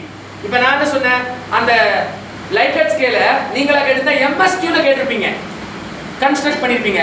கண்டென்ட் சரியான கண்டென்ட் தான், ஃபினான்ஷியல் புரோக்கர், ஓன் அனாலிசிஸ், அதெல்லாம் கேள்வி சரி, ஆனால் கேட்கப்பட்ட விதம் எம்எஸ்கியூவை போடாதன்னு சொன்னேன். கரெக்டா? அப்ப அது construction is not right. Question is right, but construction is not right. So that is validity. The next question, this is one angle. The next angle is reliability. இந்த reliability வந்து பயங்கர ஹம்பக். நம்ம எல்லாருக்கும் தெரிஞ்ச ஒரு காமன் வார்த்தை கிரான்பேக் alpha, கிரான்பேக் alpha, கிரான்பேக் alpha. அதில் 0.7க்கு மேலே இருக்கணும். அந்த கிரான்பேக் ஆல்பா என்ன செக் பண்ணுது நம்ம என்னைக்காவது யோசிச்சிருக்கோமா? What is that it actually checks? We never know. I'll tell you what. அது ஒரு மெத்தட் தான் கண்ணா. அதில் ஸ்பிளிட்மேன், ஸ்பியர்மேன் கார்லேஷன், எக்கச்சக்கமான மெத்தட்ஸ் இருக்கு. ஒவ்வொன்றுத்தை செக் பண்ணக்கூடியது. அந்த ரிலையபிலிட்டின்றது எதை, அந்த கிரான்பேக் ஆல்பா ரிலையபிலிட்டின்றது எதை செக் பண்ணுதுன்னா வேரியபிள்ஸ்குள்ள இருக்கக்கூடிய ரெஸ்பான்சஸ். இப்போ இதே டேட்டாவை யூஎஸ்ல பண்றாங்கன்னு வச்சுக்கோயே, அங்க ரெஸ்பான்ஸ் வேற மாதிரி வரும். அப்ப இதே ஸ்கேலை அங்க நீ யூஸ் பண்ண முடியுமா? நான் அன்னைக்கு உங்கள்கிட்ட ஒரு கேள்வி கேட்டேன், முதல்ல வந்து எவ்வளோ பேபி, அதுக்கப்புறம் 10வது கேள்வி கொஸ்டின். அப்போ நீங்கள் எல்லாம் சிரிச்சிங்க. ஆனால் நான் சொன்னேன், இதுக்கு இந்த கொஸ்டினை நீங்கள் யூஎஸ்ல கொடுத்தீங்கன்னா அதை அவன் ரெஸ்பாண்ட் பண்ணுவான், அவன் சிரிக்க மாட்டான். ஏன்னா அங்கே அது ஒர்க்கபிள், இங்கே அது நான் ஒர்க்கபிள். அப்போ what is valid in one place may not be valid. அப்போ what is reliable in one place may not be reliable. அப்போ இந்த reliabilityன்றது நீங்கள் என்ன புரிஞ்சுக்கணும்னா, not the responses. ரெஸ்பான்ஸுடைய ரிலையபிலிட்டி கிடையாது. அதாவது சொல்லியிருக்கான்ல, அந்த சொல்லப்பட்ட நம்பர்ஸ்னுடைய ரிலையபிலிட்டின்றது கிடையாது, வேரியபிள்ஸ்குள்ள இருக்கக்கூடிய கார்லேஷன் அர்த்தம். இன்னொன்று, இப்போ சொல்லப்பட்டவனுடைய டேட்டா ரிலையபிளா இல்லையான்னா அப்போ ஒருத்தர் சொல்றது அப்போ ரிலையபிள் இல்லைன்றதை நம்ம எப்படி நம்பர்ஸால ப்ரூவ் பண்ண முடியும்? இப்போ நான் எல்லாம் நீ கேட்குற 20 கேள்விக்குமே நான் இன்வெஸ்ட்மெண்ட் பண்ணலை, நான் எல்லாம் என் வீட்டு பீரோலேயே வச்சுக்கிறேன், எங்கேயுமே பண்ணல. அப்போ நீ கேட்குற 20 கேள்விக்கு நான் ஸ்ட்ராங்லி டிஸ்அக்ரி தானே கொடுப்பேன். அப்போ நான் தப்புன்னு நீ எப்படி அதை சொல்ல முடியும் ரிலையபிலிட்டியை வச்சு? நான் சொல்றது புரியுதா உனக்கு? எனக்கு என்ன ஒப்பீனியன்னா, எதில் போட்டாலும் வேஸ்ட், இன்வெஸ்ட் பண்ணலாம். என் வீட்டில் பத்திரமா அரிசி டப்பாலையும் உளுந்து டப்பாலையும் என்னுடைய பீரோலையும் நான் வச்சுக்கிறேன்ற எண்ணம் எனக்கு இருக்கு. ஏன்ட்டு நீ இந்த கொஸ்டினர் கொண்டு கொடுத்தா இன்வெஸ்ட்மெண்ட் அவென்யூஸ்ல 20லையுமே நான் வந்து எக்ஸ்ட்ரீம்லி அன்லைக்லின்னு போடுவேன். Can you say that I am wrong? How can you say my opinion is wrong? My opinion is not tested as a reliability. Please understand. ஏன்னா நம்ம அப்படிதான் மிஸ்கன்செப்ஷன் பண்ணிக்கிறோம். நான் சொல்றது புரியுதுங்களா உங்களுக்கு? Our opinion is not being tested. ரிலையபிலிட்டினா எவ்வளவு நம்பகத்தன்மைன்னு அர்த்தம். நம்பகத்தன்மைனா டேட்டாவுடைய நம்பகத்தன்மை என்பது அர்த்தம் அல்ல. It is not the reliability of the data. It is the reliability of the variables that you have asked in the question. Inter-rater reliability நம்ம சொல்லுவோம். அதான் கிரான்பேக் ஆல்பால நம்ம பார்க்குறோம். அதாவது வேரியபிள்ஸ்குள்ள இருக்கக்கூடிய ரிலையபிலிட்டி தான் பார்க்குறோமே தவிர not the responses, not the opinion of the people.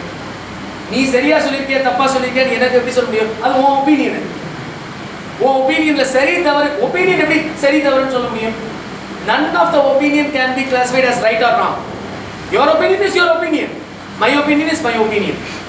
You can't say I am right, you are wrong. Isn't it?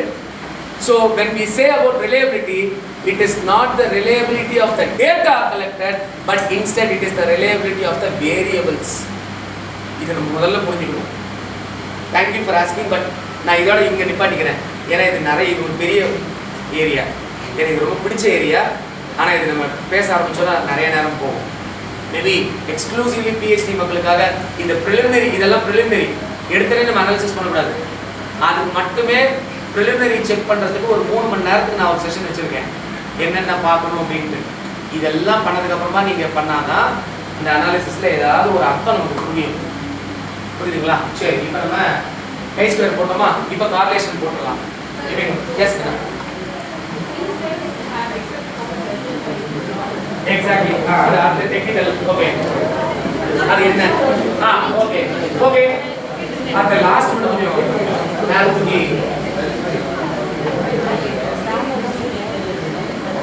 Okay, this ma'am is asking a very valid question. இது வந்து again நான் கொஞ்சம் higher level of learning காகவே நான் உங்களுக்கு சொல்லி கொடுத்துறேன். அந்த கீழ பாத்தீங்க 3 cells have expected count less than 5 அப்படி இருக்கு. இது correct. what she asked is right. நீ MCOM இந்த அவுட்புட்ட போட்டனா யாரும் உன்னை கேட்க மாட்டாங்க. ஆனா PhD ல போட்டா நான் கேட்பேன். என்கிட்ட வந்ததுனா மத்தவங்க கேட்பாங்களா எனக்கு தெரியாது, பட் நான் கேட்பேன். இது என்ன அர்த்தம்னா இங்க பாரு, இது ஒவ்வொன்றும் ஒரு செல்.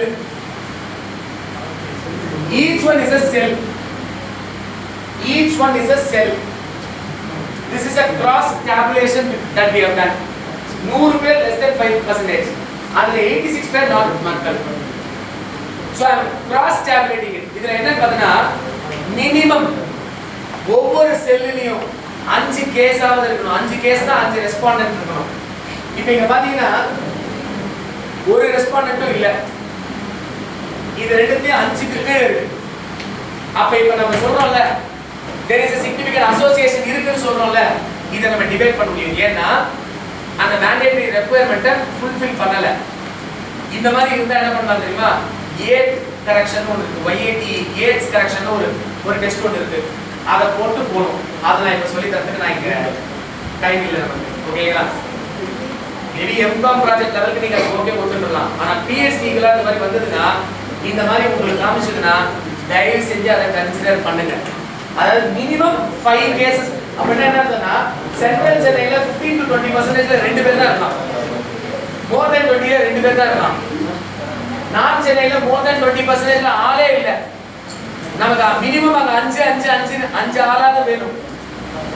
Minimum 5 cases in each cell should be present.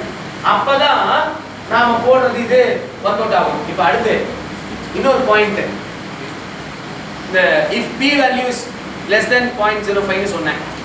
ஆனா யாருமே இத கேட்கலையே. யாராவது ஏன் சார் 0.05 னு கேட்பீங்கன்னு நான் நினைச்சேன். யாருமே கேட்கல. அது என்ன சார் 0.05 கேட்கணும்ல? லெவல் ஆஃப் சிக்னிஃபிகன்ஸ் தான் ஒரு வார்த்தை சொன்னேன். அதுக்கு ஆப்போசிட் லெவல் ஆஃப் கான்ஃபிடன்ஸ் னு சொன்னேன். 5% அப்படின்றது லெவல் ஆஃப் சிக்னிஃபிகன்ஸ்னா the chance of committing a wrong conclusion out of 100 chances our prediction. இது prediction தானே, இன்ஃபரன்ஸ் தானே நீ பண்ற, your inference பண்ற. ஓகேயா? இப்போ யாரோ என்ன வந்து ரேண்டமா ஒரு 4 பேர் என்ன கவனிக்கல. நான் அந்த 4 பேர் எழுப்பி நீங்க 4 பேர் என்ன பார்க்கவே இல்லை, நான் கிளாஸ் எடுக்கிறதே வேஸ்ட்னா நீங்க என்ன சொல்வீங்க? நான் உங்களை பார்க்கல சார், பட் நீங்க சொல்றது கரெக்டான்றத மொபைல்ல செக் பண்ணியிருந்தேன்னா அப்ப நான் உங்களை பத்தி பண்ண ப்ரெடிக்ஷன் தப்பு. நான் என்ன சொன்னேன்? நீ என்ன பார்க்கல, அதனால நீ கவனிக்கல. ஆனா நீ கவனிக்கிற, என்ன பார்க்கல, but you are doing something related to it. அப்ப என்னுடைய inference about you is wrong. அது மாதிரி நீங்க ப்ரெடிக்ஷன் பண்ணியிருக்கோம் அசோசியேஷன் இருக்குன்ட்டு. எதுக்கும் பர்சன்டேஜ் சேவ்டுக்கும் லொகேஷனுக்கும் இருக்கு நம்ம. அப்ப இது தவறா போறதுக்கான வாய்ப்பு 5% லெவல்ல இருக்கு. அப்ப சரியா இருப்பதற்கான வாய்ப்பு 95%.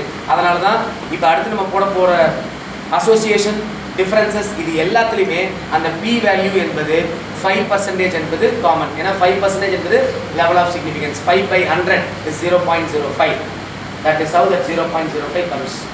சார் நான் பயங்கர குவாலிட்டியா பண்ண நினைக்கிறேன், நான் அக்யூரசி லெவல் ஏத்திக்கிட்டா சார். ஏத்திக்கோ, 99% ஏத்துக்கோ. அப்ப என்ன தெரியுமா பண்ணோம்? 0.05 னு சொல்லக்கூடாது, 0.01 னு சொல்லணும். அப்படின்னா 99% லெவல் ஆஃப் அக்யூரசி. நான் சொல்றது புரியுதா? if you want to do with highest accuracy you can give 99% accuracy. so அப்ப 0.01 க்கு கீழ வந்தாதான் வந்து significant difference இருக்குன்னு அர்த்தம், இல்லனா இல்ல. அப்ப நீங்க டிசைட் பண்ணிக்கோ.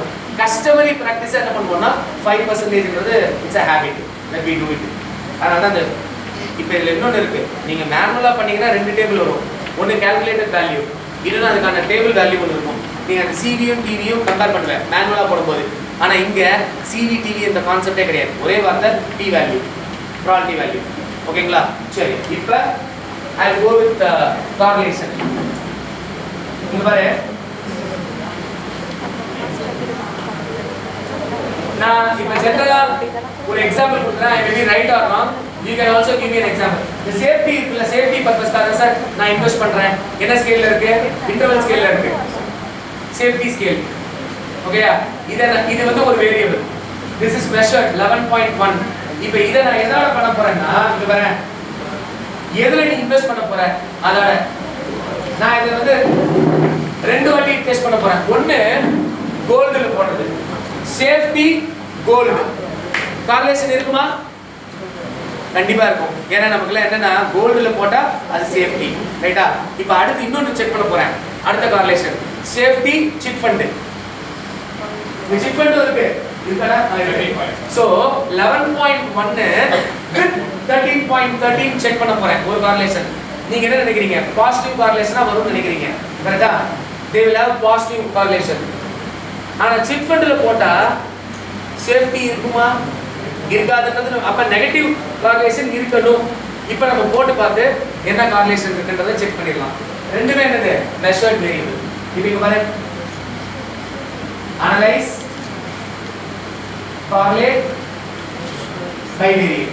Analyze correlate bivariate. என்னன்னா 11.1 with 13.13 that is gold நினைக்கிறேன். இது பாருங்க, இது ரெண்டுமே ஸ்கேல்ல இருக்கு. ஓகே, இங்க பாரு ஆல்ரெடி கால்குலேஷன் செக்டா இருக்கு. ஓகே, ஒண்ணுமே பண்ணாது. Okay good. வேற ஒண்ணும் வேணாம். ஆனா இங்க மேலே எப்படி நம்மளுடைய நம்பிக்கையை உடைக்கிறாங்க பாரு. 13.13 கோல்டா, 11.1 சேஃப்டியா? சேஃப்டிக்காக தான் சார் நான் பண்றேன் அப்படின்னா, அடுத்து கோல்டுல இன்வெஸ்ட் பண்ணிருக்கேன் சார் அப்படின்னா, இவன் நம்மளுடைய ஒப்பீனியன் எடுத்து பண்ணா என்ன பியர்சன் கார்லேஷன் வருது பாரு, -0.265. நெகட்டிவா லோ நெகட்டிவ் கார்லேஷன் இருக்கு. நம்மளுடைய தியரி என்ன நம்ம நினைச்சுக்கிறோம்? சேஃப்டி கோஸ் வித் கோல்ட் அப்படி நம்ம நினைச்சுக்கிறோம். அது தியரி, இது ஆக்சுவல். ஆனா ஆக்சுவலா என்ன ரிலேஷன்ஷிப் இருக்கு? சேஃப்டிக்கும் கோல்டுல இன்வெஸ்ட் பண்றதுக்கும் மக்கள் கிட்ட ஒரு நெகட்டிவ் லோ நெகட்டிவ். அது எப்படி சார் லோ லோ? உங்களுக்கு தெரியும் கார்லேஷன் உடைய வேல்யூ -1 ல இருந்து +1 குள்ள வரும். கரெக்ட்டா? the range of correlation ranges between -1 to +1. if your answer is 0, which means there is no relationship between two variables. if it is between 0 to 0.4, low positive relationship. 0.4 to 0.7 na moderate positive relationship. 0.7 க்கு மேலனா high positive relationship. அப்படியே negative. 0 to -0.4 na low negative relationship. -0.4 to -0.7 na moderate negative relationship. more than -0.7 to -1 na high negative relationship. இங்க என்ன வந்திருக்கு? -0.265 வந்திருக்கு. அப்படினா moderate negative correlation இருக்கு சேஃப்டிக்கும் கோல்டுக்கும். இப்ப சேஃப்டிக்கும் chit ஃபண்டுக்கும் போட்டு பார்ப்போம். நீங்க ஏற்கனவே நெகட்டிவ் தான் வரும்னு சொல்லிருக்கீங்க. தியரி படி என்ன வருதுன்னு பார்ப்போம். இது வந்து ஒரு ரிவீலிங் ஒரு ஃபைண்டிங். இது ஒரு ரிவீலிங் ஃபைண்டிங். இந்த 300 பேர் இப்படி நினைக்கிறான். ரைட்டா?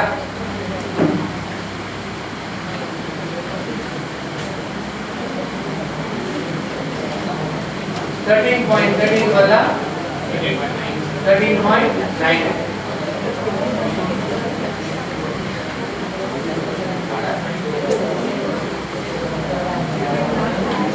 Right. As expected, we have negative, but not to the extent of gold.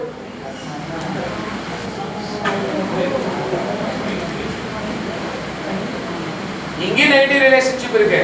ஆனா கோல்ட்லயாவது -0.265 வந்தது. இங்க அப்ப இதுல என்ன அர்த்தம்னா சேஃப்டி பர்பஸ்க்காக இன்வெஸ்ட் பண்றவங்க கோல்ட விட மோஸ்ட்லி சிட் ஃபண்ட நம்பறாங்க. அப்படி சொல்லிட கூடாது. இந்த இன்டர்பிரேஷன் தப்பு. இப்படி சொல்லக்கூடாது. இப்படி கன்க்ளூட் பண்ண கூடாது. இன்ஃபரன்ஸ் பண்ண கூடாது. But they have less negative relationship between safety and chit funds. ஏன்னா இப்ப நான் என்ன சொன்னேன்? கோல்ட விட இதுல அப்படின்னு நான் சொல்லக்கூடாது. தப்பு. ஏன்னா அது டி டெஸ்ட் போட்டா தான் சொல்ல முடியும். அதுக்கு தான் நான் சொன்னேன் ஸ்டாட்டிஸ்டிக்ஸ் ரொம்ப ரொம்ப டபுள் எட்ஜ் ஸ்வார்டு. இப்போ நான் இந்த இன்ஃபரன்ஸ் சொன்னது, இப்போ 2 கார்லேஷன் போட்டேன். ஒன்று வந்து சேஃப்டிக்கும் கோல்டுக்கும், இன்னொன்று சேஃப்டிக்கும் சிட் ஃபண்டுக்கும் போட்டு கோல்டை விட சிட் ஃபண்டை நம்பலாம் அப்படின்னு நான் இன்டர்பிரேஷன் பண்ணால் எவ்வளோ முட்டாள்தனமாக இருக்கு. ஏன்னா அங்கே ரிலேஷன்ஷிப் அந்த 2க்கு, இங்கே ரிலேஷன்ஷிப் இந்த 2க்கு.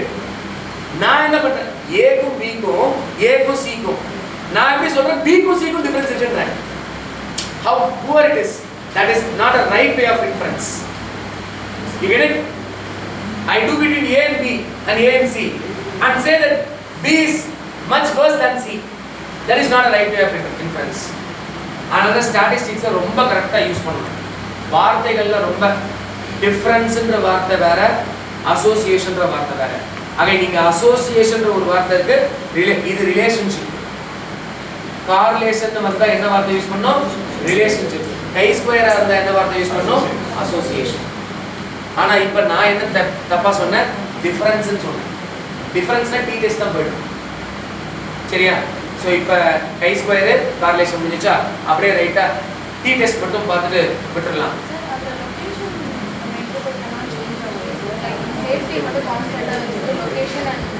அப்போ கால்குலேஷன் போடக்கூடாது. ஏன்னா சேஃப்டி 5 பாயிண்ட் ஸ்கேலில் இருக்கு, சென்னை லொகேஷன் வந்து கேட்டகரிக்கல் ஸ்கேலில் இருக்கு. அப்போ இப்போ இப்படி பண்ணணும் அப்படின்னா 1 2மே கேட்டகரிக்கலாக இருந்தால் கை ஸ்கொயர்னு சொன்னேன், 2மே இன்டர்வல் ஆர் ரேஷியோ ஸ்கேலாக இருந்தால் கார்லேஷன் சொன்னேன். இப்போ இப்படி வச்சுக்கோங்க, சேஃப்டி அது இன்டர்வல் ஸ்கேலு, இந்த பக்கம் சென்னை லொகேஷனை வச்சு பார்க்கணும், அது கேட்டகரிக்கல் ஸ்கேல். அப்படி இருந்ததுன்னா Spearman's rank correlation. If one is in measured variable and other one is in categorical variable, then we should go for Spearman's rank correlation. Okay? Right. Now, I'll finish with a few tests in differences.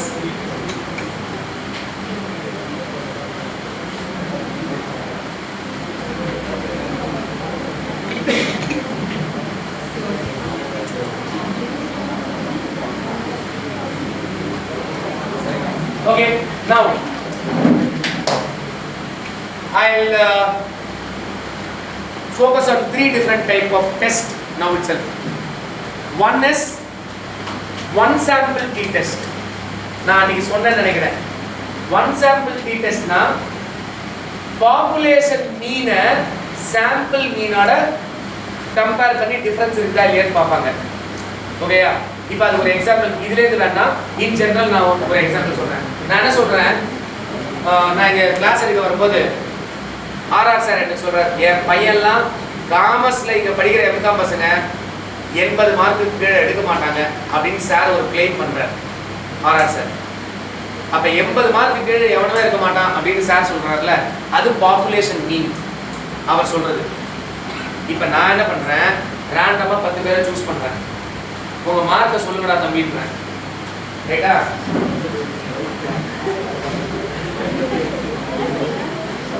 ஒரு 10 பேர் ஏதோ ஒரு subject ஒரு ரேண்டமா ஒரு mark சொல்லு. 10 பேர் என்ன நாளா சொல்றா 40 இது வந்து 100க்கு ஆச்சா அவ்வளவு முடிஞ்சிச்சு. அடுத்து 98 சார். 98 எப்படி குருடா வராம பாரு, காசா பணமா அடிச்சுடுது. 75 அடுத்து 87 100 இப்ப எப்படி ஏமாந்தீங்க பாரு. மனசாட்சி 69 அடுத்து 100 தான் யார் exam. some more numbers. 60 then 78 20 sir. சரி okay, I will wind up with this 10. Okay, இப்போ ரேண்டமான ஒரு 10 பேர் நம்பர் கேட்டேன். இப்போ இதுக்கு எனக்கு ஒரு மீன் கிடைக்கும், இது சாம்பிள் மீன். இந்த 10 பேருடைய ஆவரேஜ் கிடைக்கும் போது அது சாம்பிள் மீன். ஆர்ஆர் சார் என்ன சொன்னாரு, 80 மார்க்குக்கு எவ்வளவு கம்மியாக மாட்டாங்க. இப்போ நான் என்ன சொல்றேன், நல்ல hypothesis, there is no significant difference between this sample mean and that population mean. Okay, difference இல்லைன்ட்டு இப்போ இருக்குதா இல்லையான்றத நாம ப்ரூவ் பண்ணி காமிச்சிடலாம். ஓகே இப்போ வரேன். இது ஒன் சாம்பிள் மீ டெஸ்ட் தான். ஏன்னா ஒன் சாம்பிள் இது ஒரு சாம்பிள் தான் இருக்கு. ஒரு சாம்பிள்ல 10 பேர் இருக்கணும். சார் அப்ப இந்த சாம்பிளுக்கு ஏதாவது நம்பர் இருக்கா? நம்பர் ரெஸ்ட்ரிக்ஷன்லாம் இல்ல. 10,000 பேர் கூட இருக்கணும். Doesn't matter. ஆனா அது ஒரே ஒரு சாம்பிள். அச்சா இப்போ இங்க வரேன். Analyse compare means one sample me test. இப்போ நான் என்னடா மீன் எடுக்க போறேன், வேரியபிள் 1 ஆல மீன் எடுக்க போறேன். சார் என்ன க்ளைம் பண்ணாரு? அத டெஸ்ட் வேல்யூல போடுறேன். அதுதான் பாப்புலேஷன் நீட். அந்த 80 ஆல தான் நான் வச்சு செக் பண்ண போறேன். எது உங்க ஆவரேஜ் அந்த 10 பேருடைய மார்க் 80 ஆல வச்சு செக் பண்றேன். இவரே டெஸ்ட் வேரியபிள் கொண்டு போட்டேன். அவர் 80ன்றாரு. ஓகே கொடுத்துட்டேன். இதுவா உன்னுடைய 10 பேருடைய ஆவரேஜ் என்ன தெரியுமா? 71. அதுக்கு மேல இருக்குனா 71.2. அதான் உங்க 10 பேருடைய ஆவரேஜ். அந்த 71.2 இப்ப நான் எதோட வச்சு கம்பேர் பண்றேன்? 80 ஓட வச்சு கம்பேர் பண்றேன். ஓகேயா? டிஃபரன்ஸ் இருக்கா? இருக்குது. கண்ணால பார்த்து சொல்வேன் 9 இருக்கு சார் அப்படினு. ஆனா அடுத்த கேள்வி, அது சிக்னிஃபிகன்ட் டிஃபரன்ஸா இல்லையா? அதான் நமக்கு தேவை. 71 and 80 are differentன்றது நமக்கு தெரியும். The question is not that whether they are statistically significant different or not. That is what we are interested. Now to do that, look at that SIG 2 tail இருக்கா? அது மேல என்ன பண்ணுவாங்கன்னா SIG 2 tail வரதா? அந்த லாஸ்ட்ல இருக்கு SIG 2 tail. again நான் சொன்ன அந்த மேஜிக் நம்பர் 0.05 க்கு கீழ இருந்தா நம்மளுடைய null hypothesis not accepted. இங்க என்ன இருக்கு? மேலயா கீழயா? மேல. அப்ப நம்மளுடைய null hypothesis accepted. அப்படினா 71.2 and 80 they are not different, they are same. So what RR said is right. அப்படினு ப்ரூவ் ஆகுது. நீங்க கேட்கலாம் சார் 71.2 தானே சார் இருக்கு, அப்படி பார்க்க கூடாது. இப்போ இதையே நான் டேட்டாவை ஸ்கியூ பண்றேன்.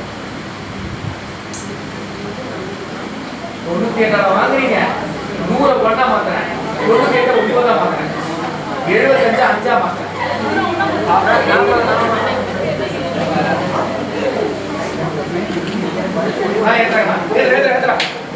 Now look at the average of the sample.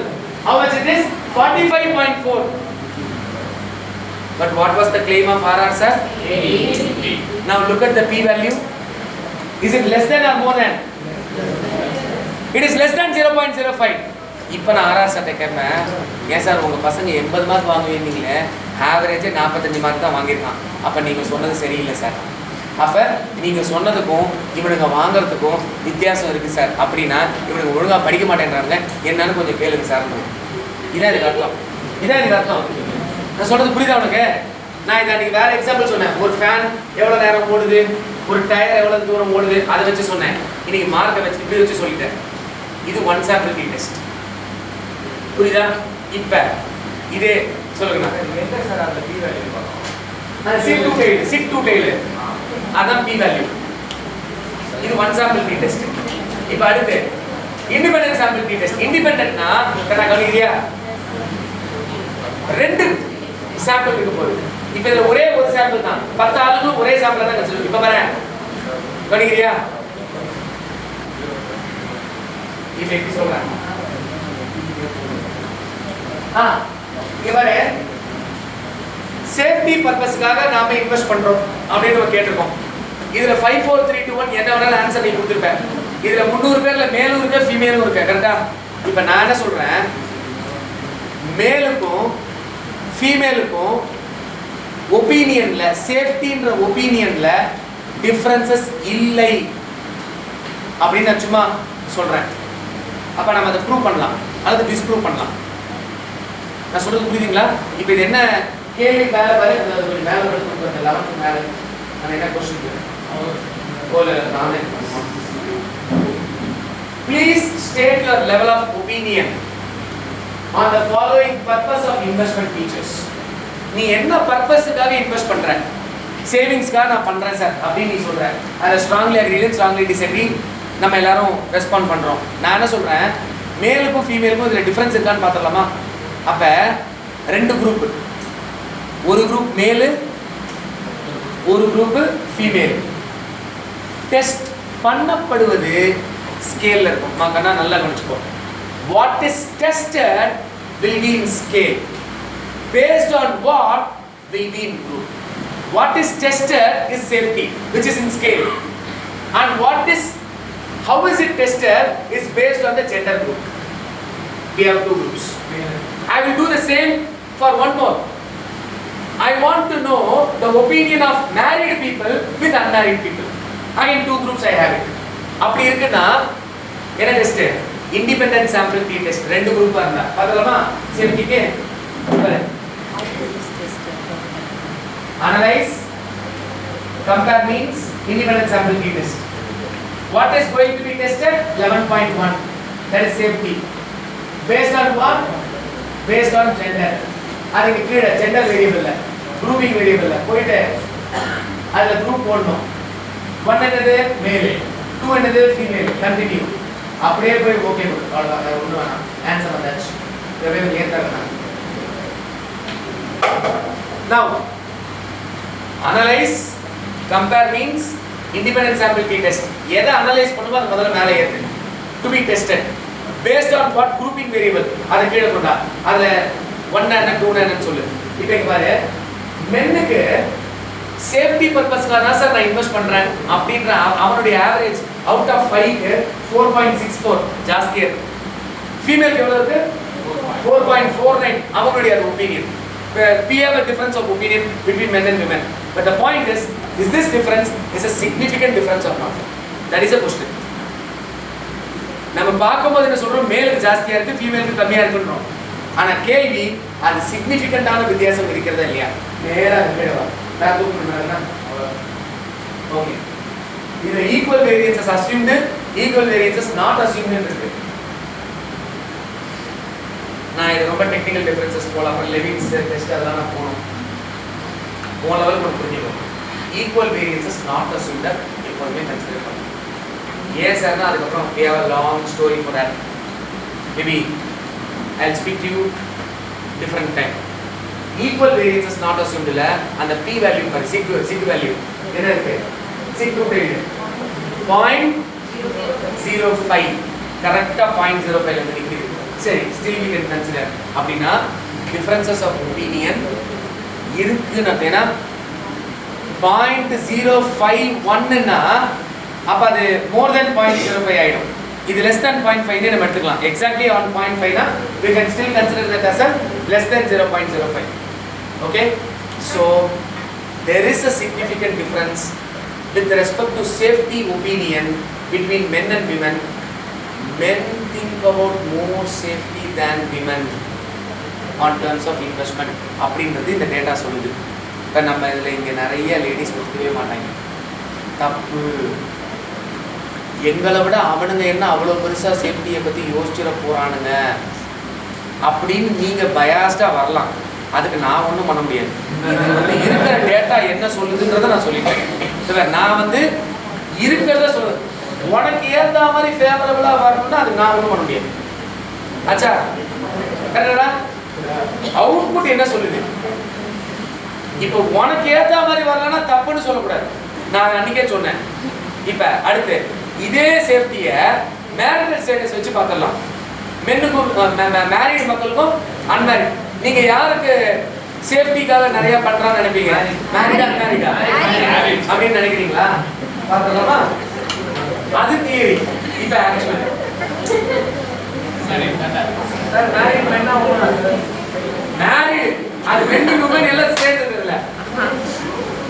அப்ப நீ அதை ஃபில்டர் பண்ணணும். அது பண்ணலாம், ப்ரொவிஷன் இருக்கு.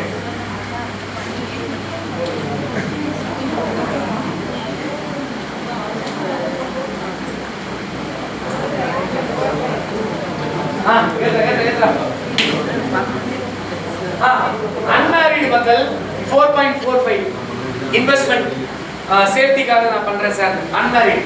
மேரிட் மக்கள் 4.69.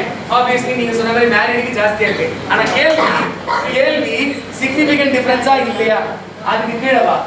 6 to 0.001 which is very much less than 0.05. Therefore married மக்கள் are more concerned about the safety of their investment than the unmarried மக்கள் obviously.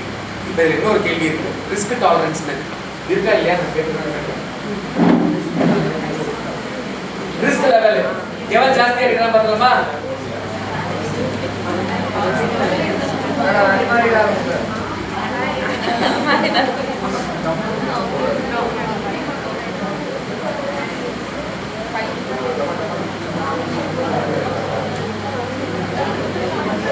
Obviously, unmarried have 3.64, whereas married have 3.23, and there is a statistical significant difference. Okay, right? இது independent sample t test. Next is paired sample t test. Paired னா நான் அன்னைக்கே சொன்னேன், ரெண்டு group கிடையாது, ஒரே group தான்.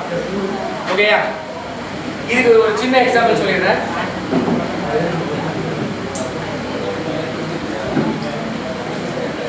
இப்ப ஆர்ஆர் சார் என்ன பண்றாரு, எப்ப இதாப்பா என் பசங்க எடுத்த மார்க்ட்டாரு,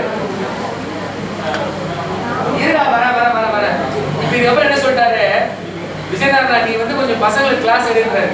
இப்ப நான் கிளாஸ் எடுக்கிறேன், அதுக்கப்புறம் இதே 10 பசங்களுக்கு டெஸ்ட் வைக்கிறாரு, ரீடெஸ்ட் வைக்கிறாரு.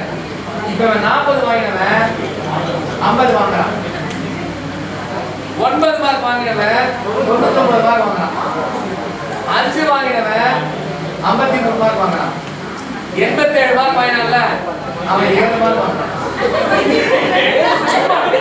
சும்மா 1 மார்க் வாங்கினவன் 18 மார்க், ஏதோ ஒரு போடு.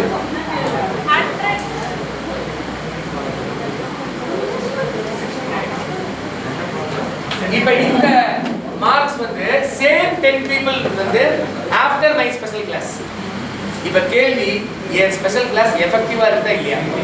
அப்ப என்ன பண்ணோம், என் கிளாஸுக்கு முன்னாடி மீன் 44.5 வந்தது.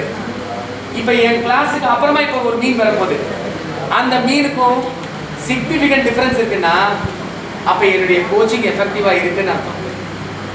சிக்னிஃபிகன்ட் டிஃபரன்ஸ் இல்லைன்னா அடுத்த வாட்டி சாந்தி மேமோ ஆர்ஆர் சாரோ என்னை கூப்பிட மாட்டாங்கன்னு அர்த்தம். அப்படின்னா நீ வந்து பிரயோஜனம் இல்லைன்னு அர்த்தம். ரைட்டா? பாத்துறமா? அப்ப ஒரே ஆளுங்கனா but before and after.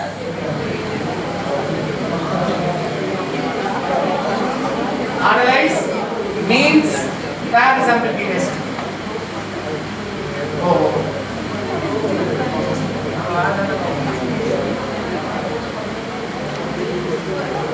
Variable 1 is tested with variable 2 on the same category.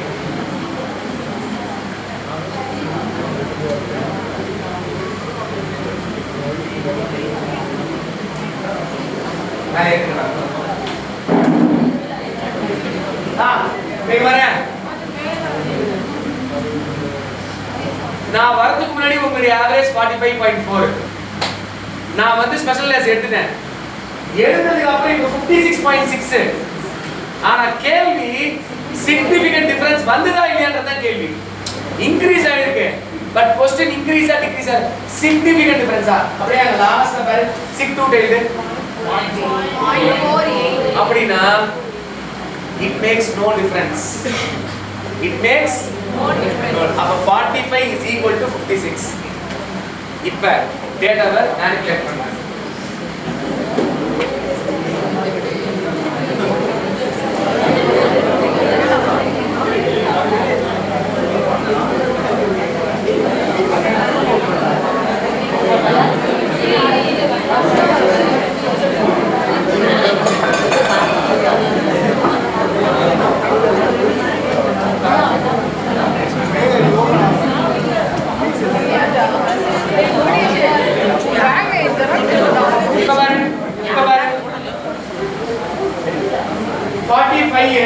இப்போ 74 0.039 less than 0.05.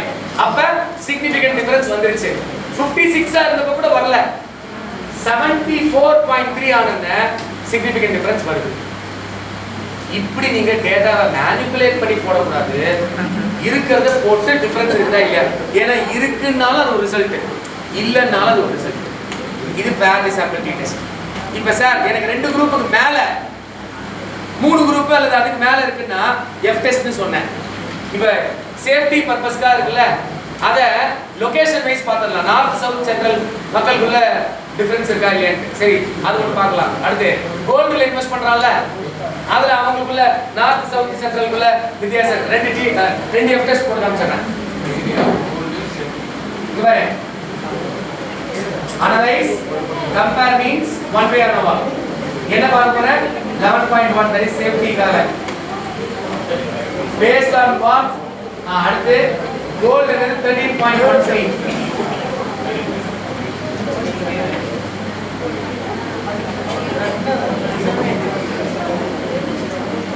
ரெண்டுமே ஒரே ஷாட்ல போடலாம்.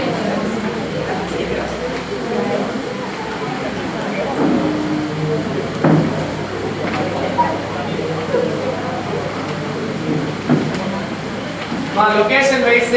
ஆனா இது வந்து அது 1 and 2 3 னு கேட்காது. ரெண்டு குரூப்பா இருந்தா மட்டும் தான் 1 2 னு அந்த நம்பர் நம்ம போடணும். மோர் தென் 2 குரூப்ஸ்னா அது வந்து 3 ஆ இருக்கலாம், 5 ஆ இருக்கலாம், 10 ஆ இருக்கலாம், எவ்வளவு இருக்கலாம்.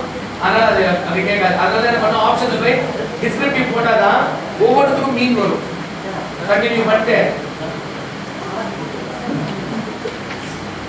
யா 11.1 என்பது சேஃப்டிக்காக நம்ம இன்வெஸ்ட் பண்றோம்ட்டு. அதுல நார்த் சென்னை மக்கள், சென்ட்ரல் சென்னை மக்கள், சவுத் சென்னை மக்கள் அவங்களுக்குள்ள வித்தியாசம் இருக்கா நம்ம கேட்கிறோம். நார்த் சென்னை மக்கள் வந்து 4.6 அவுட் ஆஃப் 5 சேஃப்டிக்காக தான் சார் நான் பண்றேன். சென்ட்ரல் சென்னை மக்களுக்கு அவனோட ஜாஸ்தி 4.73 அவுட் ஆஃப் 5. சவுத் சென்னை மக்களுக்கு வர 4.42. இருக்கிறதுல இந்த மூணுல அவங்க தான் லீஸ்ட். நம்ம நினைச்சிருப்போம் சவுத் ஆஃப் சென்னையில நிறைய ஐடி மக்கள் இருக்காங்க, நிறைய இன்வெஸ்ட் பண்ணுவாங்க, நிறைய சேவ் பண்ணுவாங்க நம்ம நினைச்சிட்டு இருக்கோம். இப்ப கேள்வி, இந்த மூணுக்குள்ள டிஃபரன்ஸ் ஆஃப் ஒப்பீனியன் இருக்கா இல்லையா? அந்த அனோவா வேல்யூ பாரு, பி வேல்யூ 0.05 க்கு கீழே இருக்கா இல்லையா?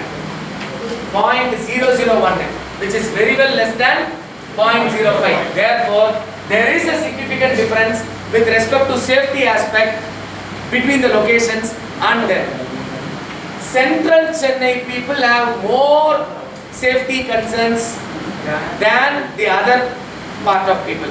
அதே மாதிரி கோல்ட்ல எவ்வளவு பேர் இன்வெஸ்ட் பண்றாங்க, அவங்கள ஏதாவது வித்தியாசம் இருக்குதா இல்லையா? 4.19 நார்த் சென்னை மக்கள் கோல்ட்ல இன்வெஸ்ட் பண்றாங்க அவுட் ஆஃப் 5 அவனுடைய விருப்பம், opinion of investing. Central Chennai மக்கள் பாரு 3.71 கம்மி. South Chennai 3.86 is ranking number 2. இப்ப இவனுக்குள்ள வித்தியாசம் இருக்குதா இல்லையா? அப்படியே அந்த அனோவா டேபிள் பாரு, என்ன இருக்கு value 0.025. is it less than or more than? Less than. It is less than. Therefore there is a significant difference with respect to gold investment based on this location. So who is investing more in the gold? Not Chennai. North Chennai மக்கள் central and south Chennai மக்களை விட நிறைய prefer பண்றாங்க கோல்ட்ல invest பண்ண. ஆனா இதோட முடிஞ்சிருமே தவிர ஏன் நார்த் சென்னை மக்கள் கோல்ட்ல இன்வெஸ்ட் பண்றாங்க, எதனால காரணம்ன்றது அது சொல்லாது. வித்தியாசம் இருக்கா இல்லையா? இப்ப அடுத்து ஏன் எதுக்குன்றதெல்லாம் நம்ம அதுக்கான டேட்டா நம்ம கலெக்ட் பண்ணல. இப்ப நம்ம என்ன பண்ணுவோம், இதுதான் நம்ம பண்ற தப்பு. இந்த டிஃபரன்ஸ் இருக்குன்னு சொல்றதோட ரிப்போர்ட்ல முடிச்சுக்கணும். நார்த் சென்னை மக்கள் திடீர்னு தேவைன்னா கோல்டு அடகு வைப்பாங்க, அதனால தான் அவன் நிறைய இன்வெஸ்ட் பண்றான் அப்படின்னு நீ கன்க்ளூட் பண்ணாத. அது உன் ஒப்பீனியன், அது உன் ஒப்பீனியன். ஏன்னா நம்ம அப்படிதான் பண்ணுவோம். சார் அவங்களாம் கொஞ்சம் ஏழை சார், காசு கட்சா கோல்டா வாங்கி போட்டுமா சார், ஏன்னா திடீர்னு வேணா காசு வேணா அடகடையில் வச்சுப்பா, அது நீ சொல்லக்கூடாது. We should not make that wrong conclusion. அதுதான் finding should be always based on the suggestion should be always based on the finding. So today we saw about percentage, descriptive statistics, mean based ranking la rendu variety, chi-square, correlation la Gall-Pearson and Spearman, t-test la vandu one sample, independent sample, paired sample, f-test. Satya 4 மணி na 5 மணி. Okay, 1 ஹவர்ல இவ்வளவு பார்த்துட்டோம். நாளைக்கு regression, factor, cluster, discriminant, ரெக்ரெஷன்ல multiple regression கொஞ்சம் நல்ல டெப்தா போய் பார்க்கலாம். Okay, thank you so much.